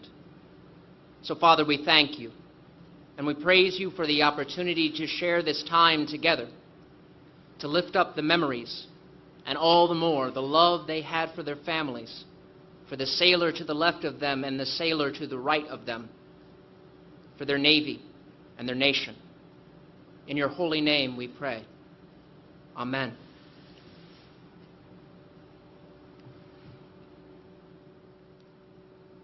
Guests, please be seated. Ship's company, parade rest. Our first speaker today is Admiral Chris Grady, a native of Newport, Rhode Island, and a graduate of the University of Notre Dame. He is the current commander of United States Fleet Forces Command based here in Norfolk, Virginia. He mans, trains, and equips over 125 ships, 1,000 aircraft, 110,000 active duty service members, and government employees. As commander of U.S. Fleet Forces Command, he is responsible for providing combat-ready forces forward to numbered fleets and combatant commanders around the globe in support of U.S. national interests. In addition to commanding U.S. Fleet Forces Command, Admiral Grady is also the commander of U.S. Naval Forces Northern Command, commander U.S. Naval Forces Strategic Command, and Joint Force Maritime Component Commander for U.S. Strategic Command. During past assignments, he commanded the U.S. Navy's 6th Fleet, Striking and Support Forces NATO, Naval Surface Force Atlantic, Carrier Strike Group 1, USS Carl Vinson, Carrier Strike Group, Destroyer Squadron 22, USS Chief, USS Ardent, and most notably, USS Cole. Please give a warm welcome to Admiral Grady.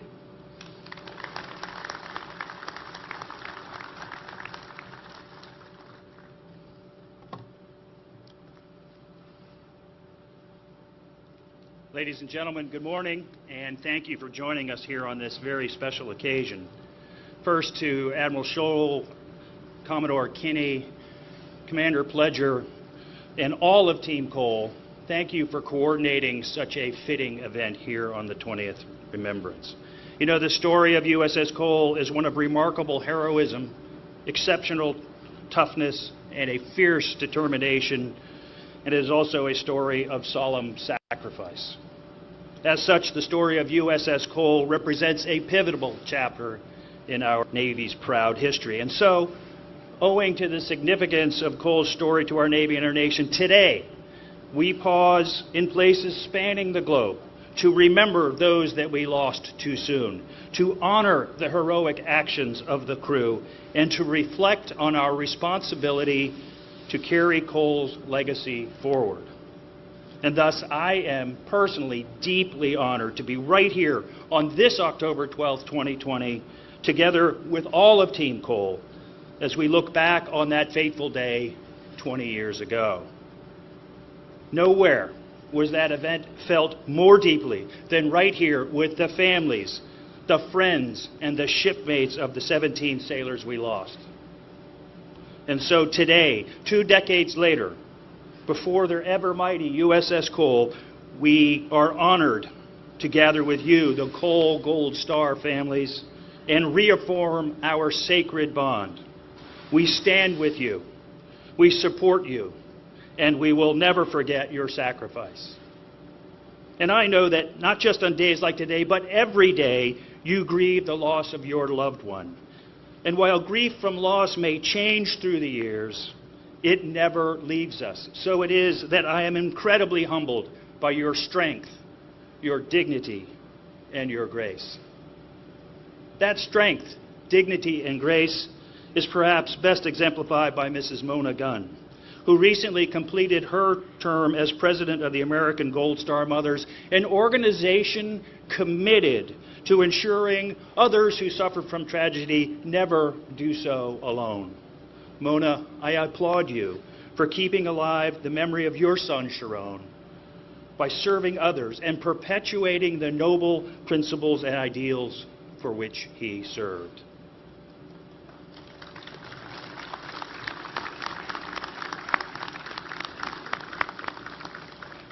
I'd also like to welcome Rear Admiral Jay Foley, who commanded our Surface Force Atlantic Fleet in 2000. Jay and his wife Charlene were intimately involved with the families from the very beginning of this story. Thank you both for being here. You deserve enormous credit for forming that sacred bond between the Navy and our Gold Star families. Thank you for being here. As we mark this solemn milestone of 20 years since this insidious attack, it is essential we recognize the extraordinary acts of the Cole crew that fateful day and in the ones that followed.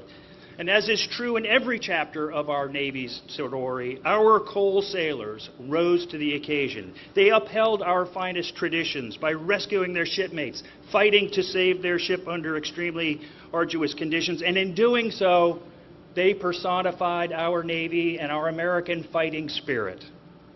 This is why, again, I am immensely proud to welcome our Cole heroes this morning. I am so pleased to see so many here despite the challenges of this pandemic. And I'm also grateful that this event is being streamed and broadcast live for those who could not make it. So on behalf of each of you, I'd like to extend a special welcome to Commander Kirk Lippold, who commanded Cole, to Captain Chris Peterschmidt, who served as XO, and to Command Master Chief James Parlier, the Command Master Chief at the time. Thank you, sirs, for being here.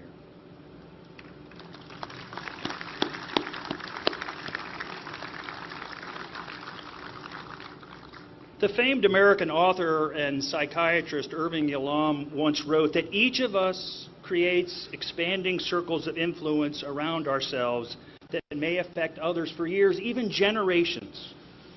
He evoked this image of ripples in a pond, propagating farther and farther from their source. The ripples created by our actions are felt by others, even without our knowing. And from time to time, a seemingly simple act spreads out like a ripple on a pond, but strikes those around us like a tidal wave. What impact we have and where that is felt is tough to predict, and rarely do we get feedback on how meaningful our influence has been. Even less often do we learn how, as a direct result. You're watching News Now from Fox. We're going to head over to that Biden campaign event about mobilizing voters. This is going on in Cincinnati, Ohio. You're watching News Now from Fox. They want leaders who are low ego and who know how to de-escalate. They want leaders who put people over politics. And that's why we need to elect Joe Biden for president.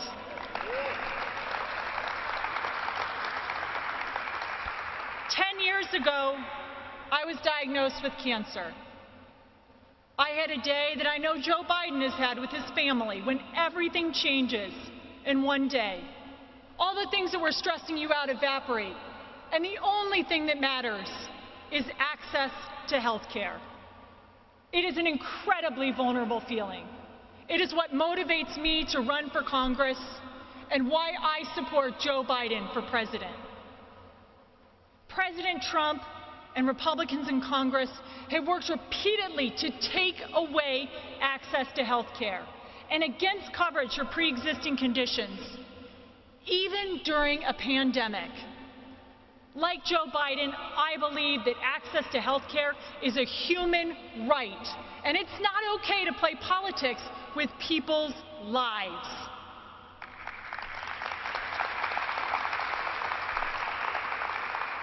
Our country cannot afford another 4 years of a president who puts himself before our country. And we can't afford another 2 years of Republicans in Congress like Shabbat who enable it. It is time for change. It is time to elect a president like Joe Biden who will work tirelessly to expand access to health care, to fight systemic racism, and to build back our economy and the middle class.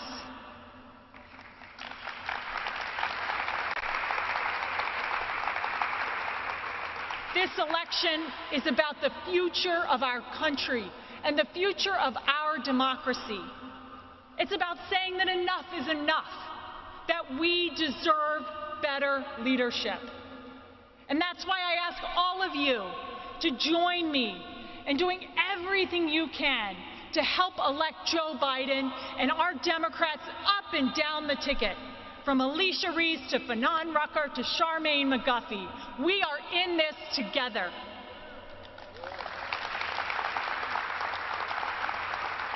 And whether you're going to vote absentee or in person early, make a plan and stick to it. We need every one of you. We need your family and your friends. Again, I am Kate Schroeder, and let's do this.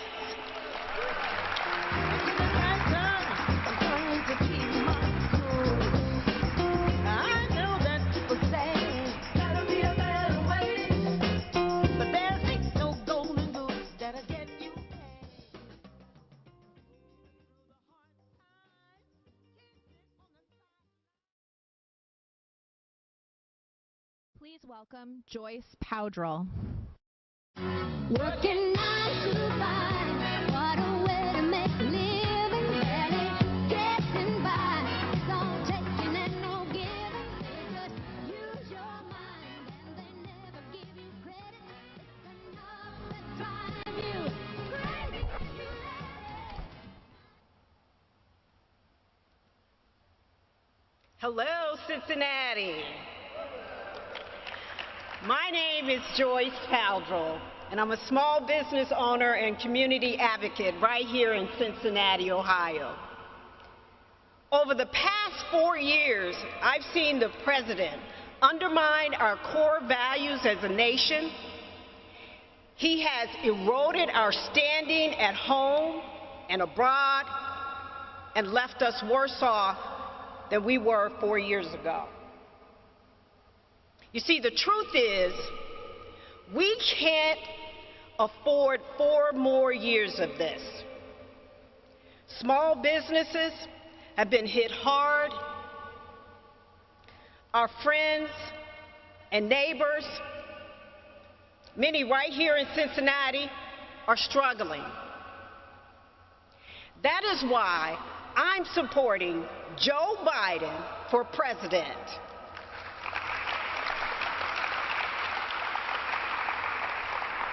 The Biden-Harris administration will contain the COVID-19 virus. They will build the economy back better for business owners like me and bring our country together. I got involved in this campaign to help elect a leader like Joe who will unite our country and restore the soul of our nation. Joe Biden will make sure our government works for the people, all of us, not just the wealthy and the well-connected, but all Cincinnatians and Americans.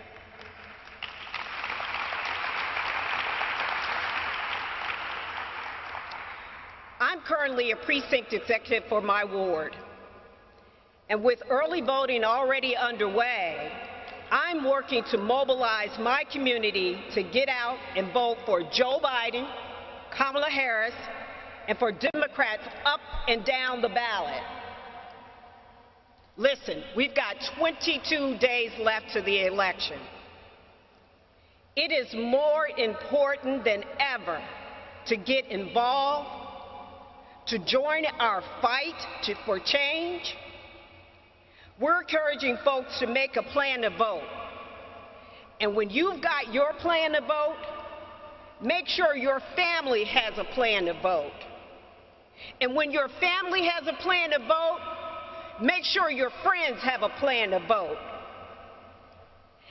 This election will not be won by talking about it. This election will be won by doing the hard work to mobilize all of the energy and the frustration that we've all experienced over the past 4 years. That's why it's so important for those who have the time to get involved, sign up and make calls, send texts, do whatever. There are no do-overs. There is so much at stake this year for our families, small businesses, and communities. That's why we need to do everything we can to turn up and turn out and vote for Democrats up and down the ticket.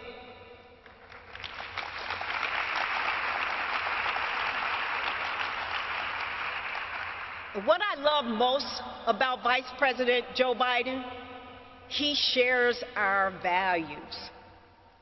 He's someone who understands what it means to be a public servant. He had President Barack Obama's back. He's got our back. And now, you better believe we've got his back.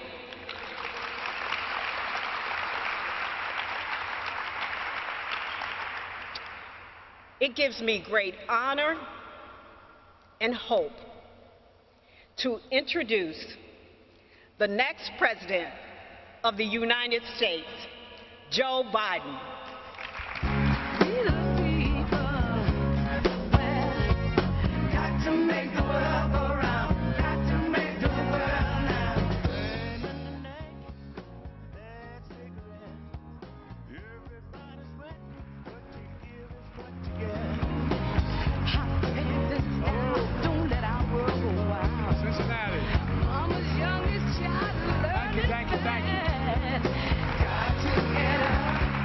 Good to be back. Thank you, thank you. It's good to be back, Mr. Mayor, in this former terminal museum. I tell you what, this is a magnificent facade, isn't it? This is, I understand that a few marriage proposals were made by standing in that corner and whispering to somebody in the other corner. Mr. Mayor, thank you for the passport into the city. Thank you for your friendship. I'm looking around for you. I couldn't see you in the light. Thank you, Mr. Mayor. And thank you for, the mayor's very good friends with the fellow who, one of the brightest, most decent men I know, who occupies my seat in the United States Senate, Senator Chris Coons. They were Truman Scholars together. And you guys seem like you're cut from the same cloth. Thank you very, very much for your support. I appreciate it, Mr. Mayor. And Kate, you're something else.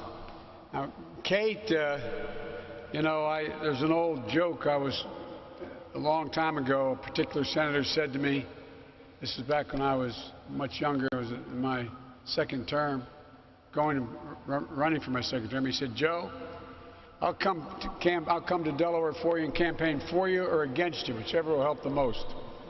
My offer still holds. I hope my endorsement didn't hurt you. And but all kidding aside, Kate, we need you in the U.S. Congress, and I really mean it. And the reason I say that is you're a health care advocate, a cancer survivor, a mom, and we need leaders like you representing the people in the 1st District. People understand what's going on every day. The discussions that take place around the kitchen table in the morning, where families are still struggling, trying to figure out what to do. And Joyce, thank you for that introduction.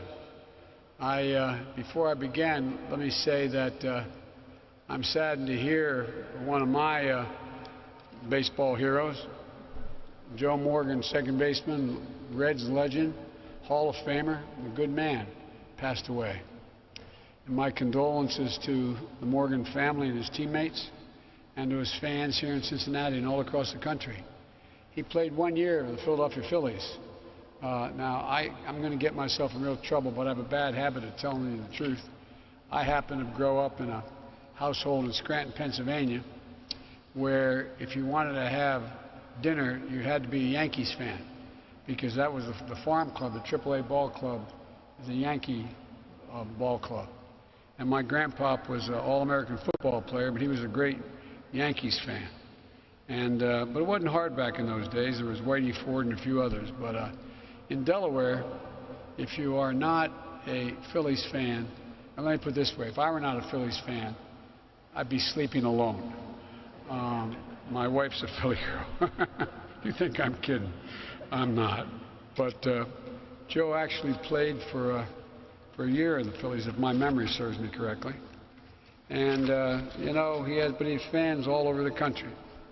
It's amazing to be both the heart when he was a second baseman and the voice as one of the great baseball announcers in history of the same club. I mean, that's a pretty incredible accomplishment. And so my best to his family and to his fans, and he has fans all across the country. Folks, as my football coach used to say, it's go time, Joe. It's go time. This is the most important election of our lifetimes. Not because I'm running, because what's at stake. The next president is going to determine not just the next 4 years, but what the next decade or more is going to look like. Because there's such a stark, fundamental difference. And you here in Cincinnati can make all the difference, and all the difference in Ohio. I learned a long time ago, coming out to Ohio, that you win Ohio from Cincinnati north, head north. Well, you are the starting gate, and I love being back here. And again, what a beautiful museum and terminal this is. I spent a lot of time, as I was telling the mayor, in train stations.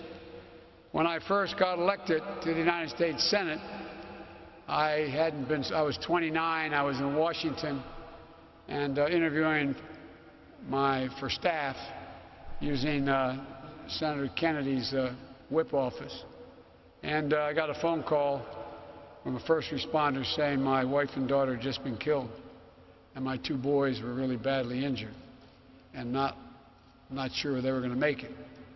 My fire department, and God love, I love my fire service, took about 3 hours in the jaws of life to get my kids out of the car because they were broadsided by a tractor trailer. And I didn't want any part of going to the United States Senate. My sister managed my campaign, and younger sister and my much younger brother raised all the money we raised, $187,000. We went to our governor to determine who they'd pick in my spot, because I didn't plan on going. A lot of really fine men who were in the Senate at the time, and Republicans and Democrats came to me and said, just come and stay for 6 months and help us organize. And so I started commuting every day, back and forth. And that's how I got involved as sort of Mr. Amtrak, because when they published that, they keep fastidious records on how many miles you travel on government aircraft when you're vice president. And I had traveled a little over, I think it was 1,400,000 miles. It was on the front page of the paper.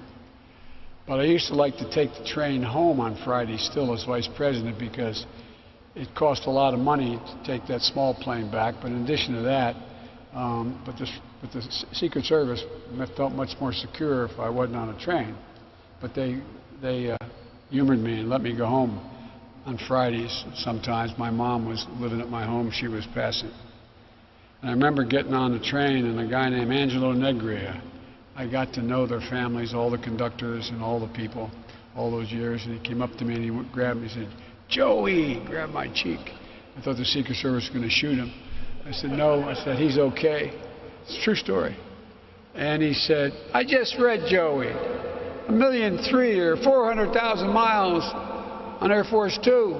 Big deal. You know, the boys and I, we were checking. We went on a retirement dinner. Went up to New Jersey for the dinner. You know how many miles you travel on Amtrak?" I said, "No, Ange, I don't." He said, "Joey," he said, "we figure 117 days a year, 36 years, and the next number of days as vice president. You've traveled 2,100,000 miles on Amtrak. I think I hold a record, other than a conductor."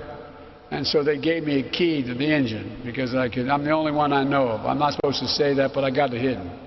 My point is that, as a sidelight, one of the ways we're going to revive this economy is we're going to end up moving high-speed rail and commuter rail across this country in a way that we haven't done before. And but the reason I went home is the same reason why all you do, try to, and that is that to be there in the evening when my kids went to bed, in the morning, my son Bo, my son Hunter, my daughter Ashley, get them back to school in the morning on the way to the station, and then they got older, it wasn't the case, but get to kiss them goodnight. And as they kid, "I know, Dad, we got to say 3 Hail Marys and God bless our troops." But so for 36 years we did this, 250 miles round trip. And folks, you know, it's really one way that I've said this before, and I apologize for the press that travels with me for repeating it. But as I'd ride home at night, and usually I could get to 7 o'clock, the last fast train. Now they call it a Acela, it was then called a Metro. Was at 7 o'clock, and I'd ride. You get outside the Beltway exit, and you ride by all these neighborhoods, and I look in the windows and wonder, literally sitting there, looking out the window, what are those parents talking about at that dining room table tonight? What are they doing before they put their kids to bed, or right after they put the kids to bed and come back and sit down? And my guess is they're talking about the same things that we talked about all across the country, what we're talking about today.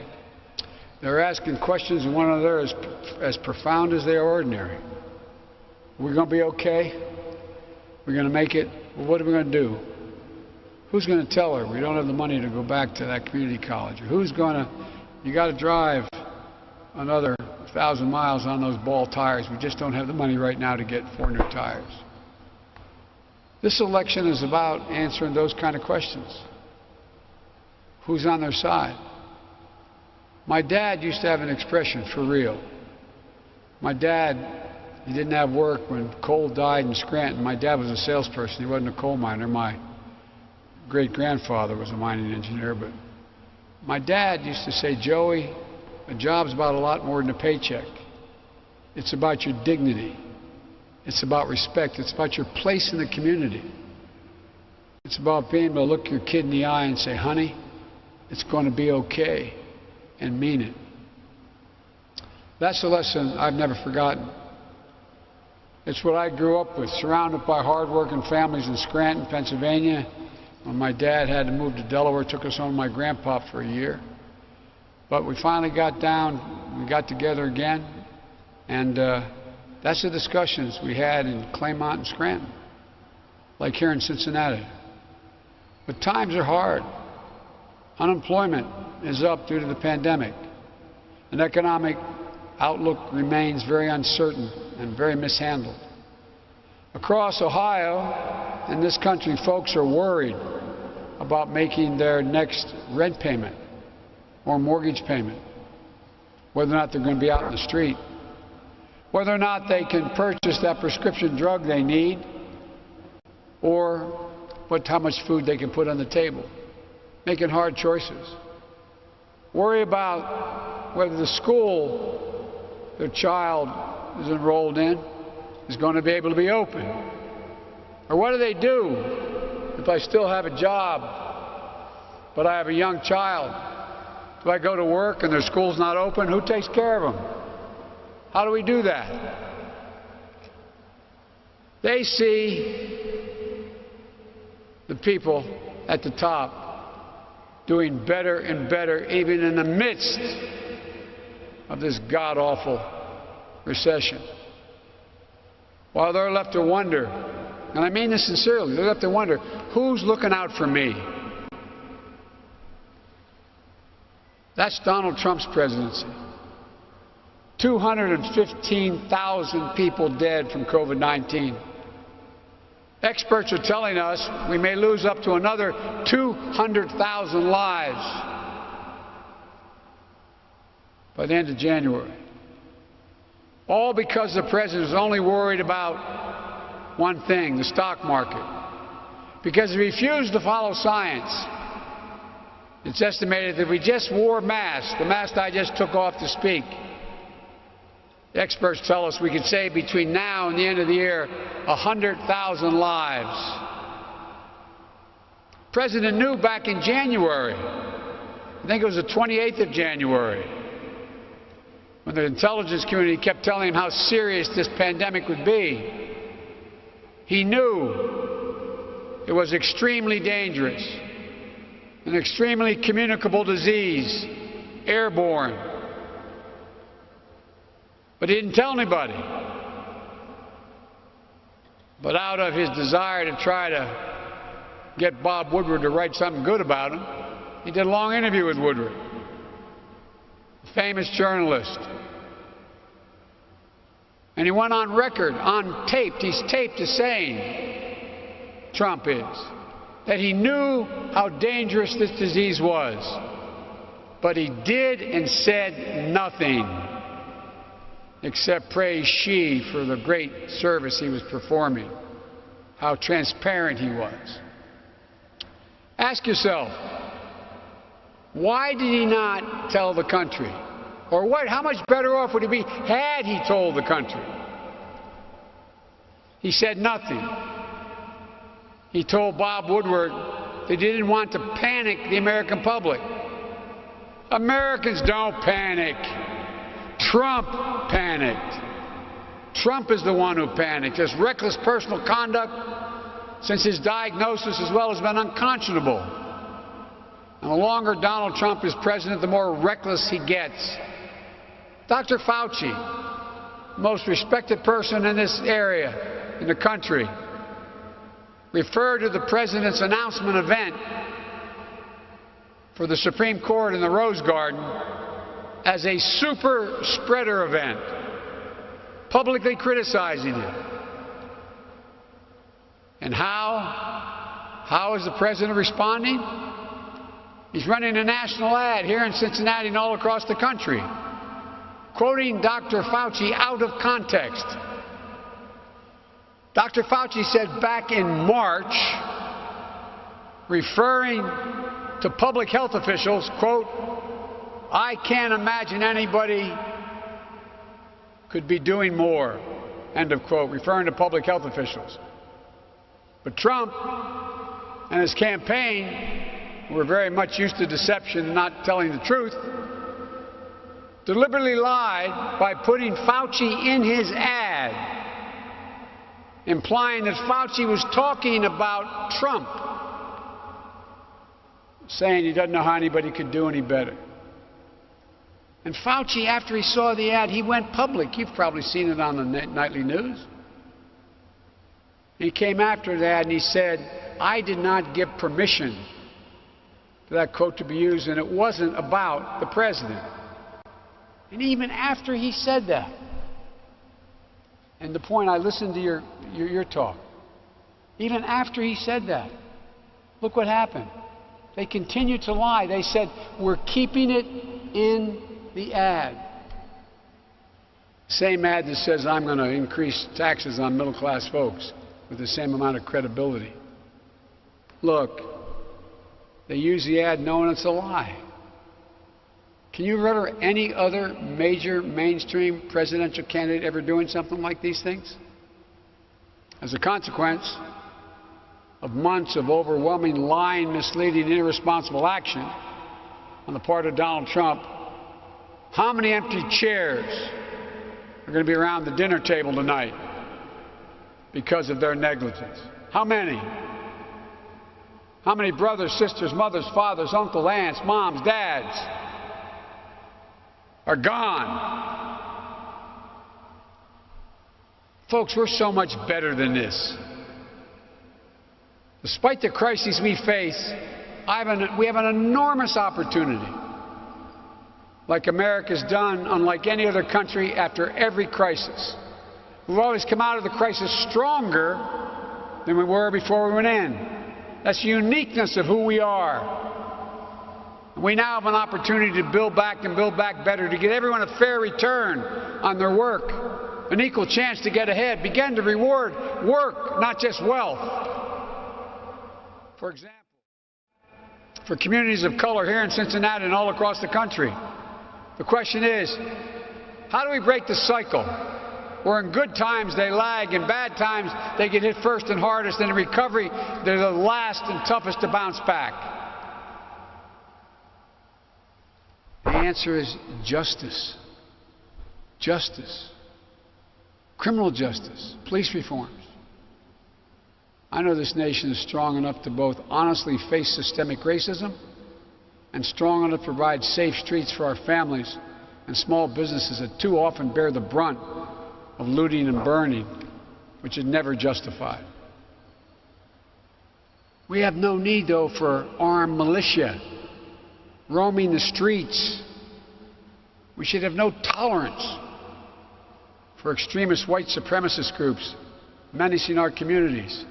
You've been reading what's happening up in Michigan. The governor's a good friend. They're in her driveway with assault weapons, standing there because you can open carry in their state, attempting to intimidate. Remember, I was going to call it a debate, but the shouting match he engaged in, when he was asked by a Fox reporter, not a left-wing somebody or other, would he condemn white supremacy? Never answered the question. I said, what about those guys that you, in fact, talk about all the time? Those boys talks about. He said, well, I would just tell them to stand back and stand by. Neighborhoods I worked in the black community in Delaware, that's called a dog whistle. You say we should trust American law enforcement authorities to do their job as I do, then let them do their job without extremist groups acting as vigilantes. You say we have no need to face racial injustice in this country. You haven't opened your eyes to what's been going on in this country and has for a long time. You know, I decided to run for president, and I hadn't planned on it for real, but I decided to run when I saw those folks marching out of the fields in Charlottesville. Close your eyes, remember what you saw on television. These white supremacist, Nazi sympathizers carrying Nazi flags, using the exact same jargon used, anti-Semitic jargon used as it was used in Germany in the 30s, accompanied by the Ku Klux Klan. And the Grand Kleagle saying, this is why we elected him, and a young woman ends up being killed. And they asked the president, what do you think? He said something no president has ever said. Mark it down, ever said. There are very fine people on both sides. There have been very powerful voices for justice in recent weeks and months. I've spent some time, more than one time, with George Floyd's family and his little daughter, Gianna. I knelt down to say hi to her, and she said, in a soft voice, Daddy, my word, this quote, Daddy changed the world. I also got to know Jacob Blake's mom and dad and the whole family. You know what she said? She said violence didn't reflect her son, and that this nation needed healing to stop the rioting. Peacefully march, but there's no justification for violence. One of the things that I found, I've been in the civil rights arena for a long time, found pretty moving, was Doc Rivers, the basketball coach, choking back tears. Remember what he said a couple weeks ago? Quote, we're the ones getting killed. We're the ones getting shot. We've been hung.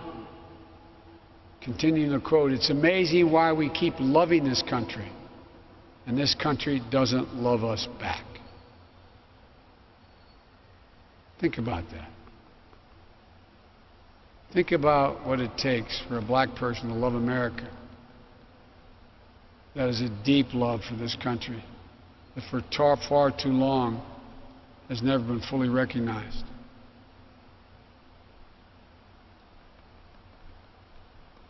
You know, Trump talks about the lack of systemic racism. This is the first administration.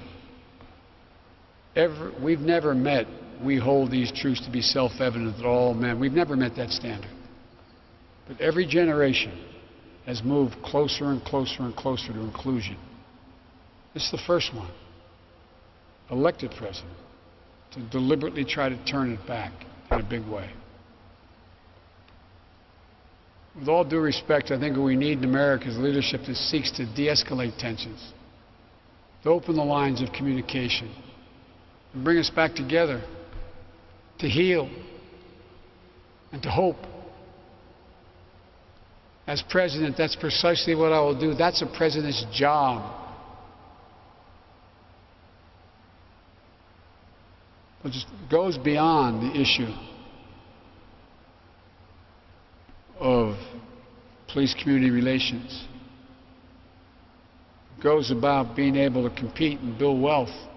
It's about jobs, good-paying jobs, financial stability, families of color building wealth and being able to pass it down, like my Irish Catholic folks were able to do in Scranton, coming up from nothing. You build home equity. You got something to pass on.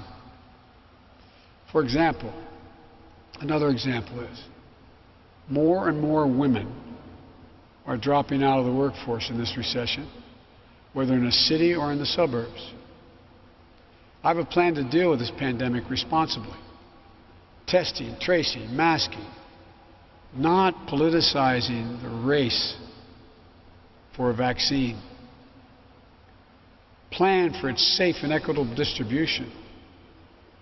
Providing funding for PPE, the protective equipment, and other resources for schools and businesses to be able to reopen safely.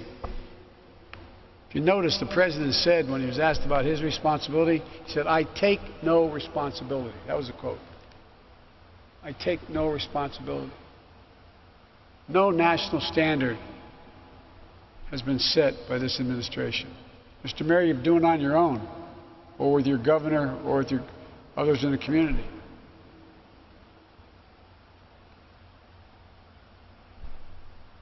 We have to do so much, and we can do so much.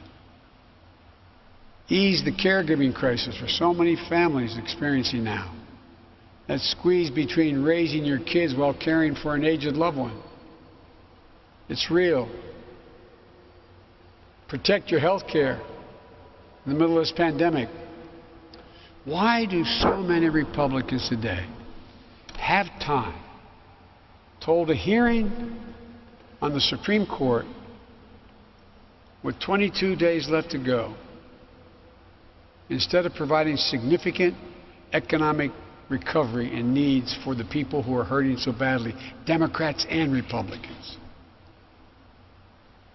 Think about that. I handle the Recovery Act for our administration.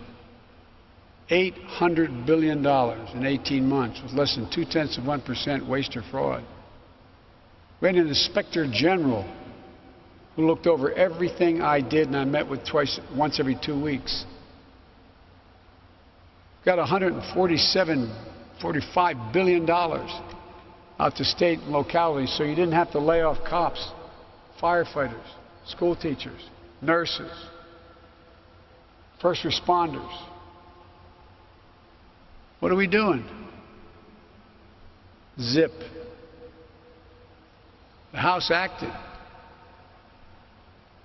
the beginning of the summer, the so-called HEROES Act, to pay for all of this. States are in trouble. I'll tell you why they're not doing anything about it. 2 reasons. One, it's all about wiping out the Affordable Care Act, which has been an obsession for this president since he became president. It was an Obama idea. Because their nominee has said in the past that the law should be struck down. Not as a judge she did, it's just that's her view. That's going to take health care coverage away from 20 million Americans. Because of his mishandling of the economy and COVID, we've already lost 10 million people have already lost their employer-based health insurance. 10 million. It's going to take away pre-existing conditions coverage for 100+ million Americans. And complications of COVID-19, like lung scarring as well as heart damage, could well put how many millions more? There's over 7 million people have contracted COVID in the United States. What happens then? Pre-existing conditions cannot be covered. It's going to toss out the rule that allows children to be covered on their parents' health care until age 26. It's going to take us backwards when insurance companies could charge a woman more for the same exact treatment that they charge a man. When pregnancy once again becomes a pre-existing condition. Folks, we can do so much better than this. Together we can build on the Affordable Care Act by adding a new health insurance option, a non-profit public option, which is going to give private insurers a real competitor. Increase the subsidies so premiums are lower and you can afford plans with lower deductibles and lower out-of-pocket cost. We can only do any of this if the country comes together. Last week, I went to Gettysburg, Pennsylvania, to the battlefield,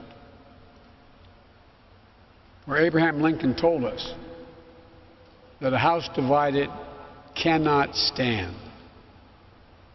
Today, trust is ebbing. Hope seems elusive. Instead of trying to heal, his policies are ripping us apart. And those Republicans who are willing to cooperate get punished by this president. I refuse to let that happen. We need to revive the spirit of bipartisanship in this country. I know that sounds bizarre in light of where we are. The spirit of being able to work with one another. When I say that, and I said that from the time I announced, I was told that maybe that was the way things used to work, Joe. You got a lot done before, Joe, but you can't do that anymore.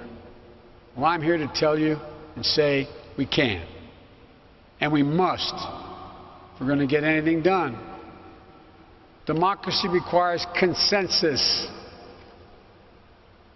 I'm running as a proud Democrat, but I will govern as an American president. There will be no blue states and red states with me. It's one America.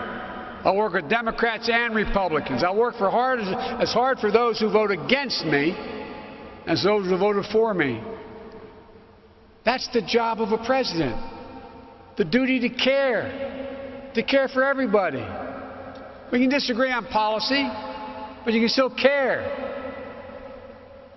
And you too have a sacred duty, in my humble opinion, as my friend John Lewis said before he died and while he was alive. You have a sacred obligation to vote. It matters. Ohio matters. You elected me and Barack in 2008 and 12. I'm asking for your support. I want to earn. I take nothing for granted. I'm asking for your support for Kamala and me in 2020. I promise we'll always have your back.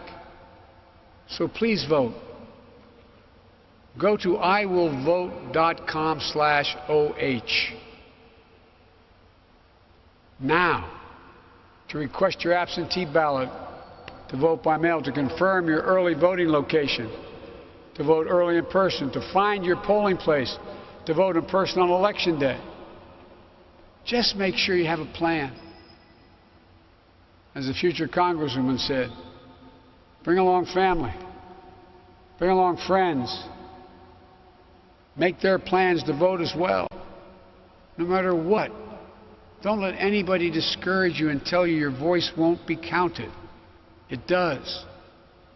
Don't be intimidated by talk of having some of these Proud Boys stand there with their rifles in lines where you can open carry to try to intimidate people without saying anything.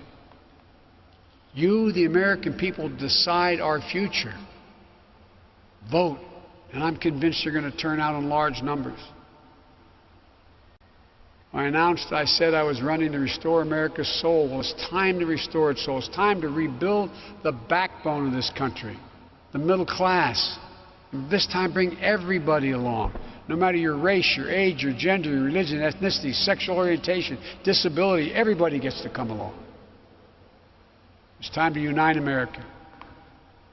And we'll do that by choosing hope over fear, science over fiction, truth over lies, and unity over division. There's nothing beyond the capacity of this nation when we stand together. So it's time to stand up, take back our democracy, unite, and let's, for the first time in a while, reflect the values that the vast majority of Americans hold. May God bless you, and may God bless our troops. Thank you. Thank you. Thank you.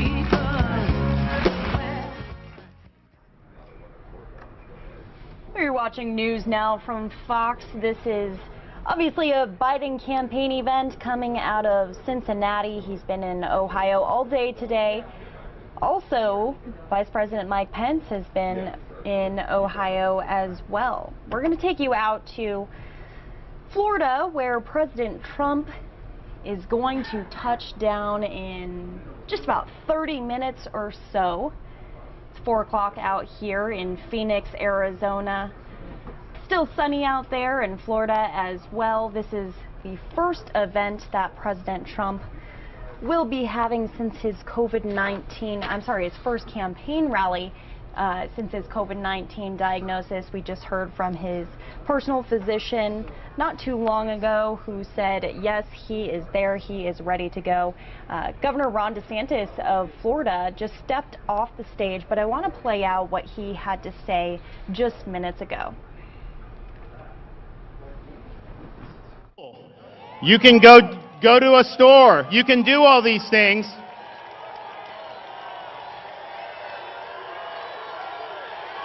We're not going to let them shut our schools. We're not going to let them close our businesses. We are not going to let them shut down this country.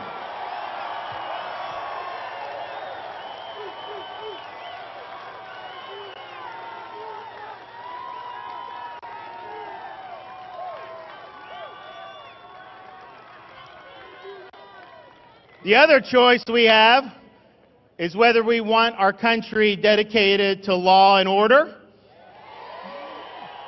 or whether we want to see the rioting and the looting continue. I can tell you President Trump has stood by the men and women of law enforcement. When rioting broke out in June, Joe Biden was silent. Kamala Harris was actually bailing people out who had been caught rioting, sending them out of Minneapolis. And so as these American cities were ablaze, Biden didn't step up. He didn't exercise any leadership, because the fact of the matter is he wasn't really opposed to what they were doing. Now he says he is, but when it counted, he didn't lift a finger. And I can tell you this, here, we were not going to put up with that. I called up the National Guard immediately.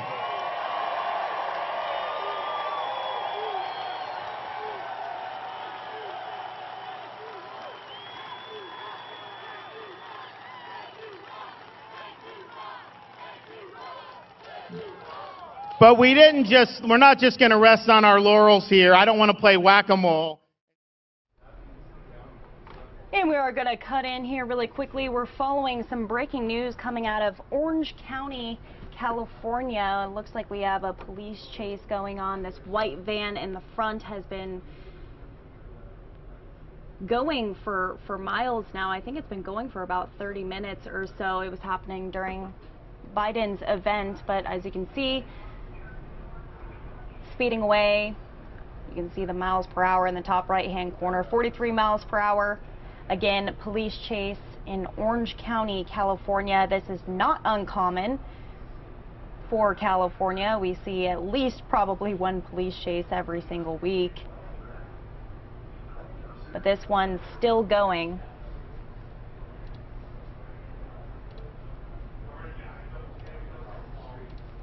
We're going to stay on this real quick as we await President Trump's arrival in Florida for his first campaign rally since his COVID-19 diagnosis.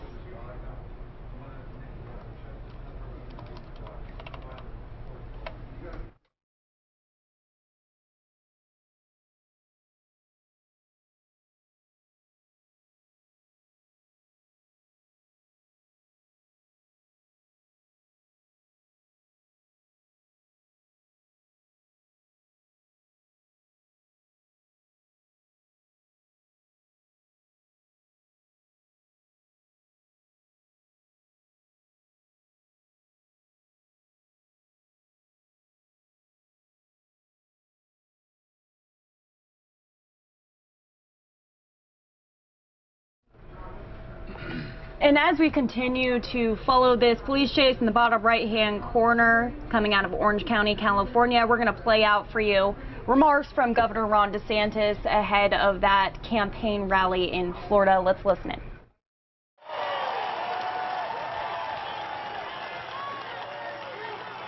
And it says some things very simply. It tells any of our local governments, if you defund law enforcement, then the state's going to defund you.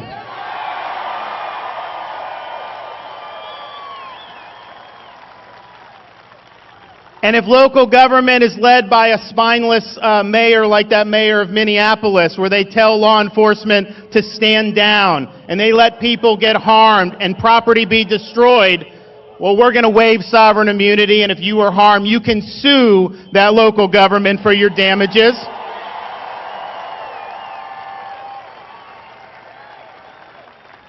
We also need to increase penalties. I look around in places like Portland. They get arrested, they get a mug shot, and then they're back on the street the next day doing the same damn thing. In Florida, it's going to be a very simple message. If you loot, you're going to jail.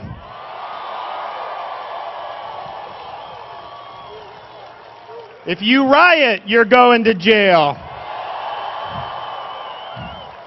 And if you assault one of our law enforcement officers, you are going to jail.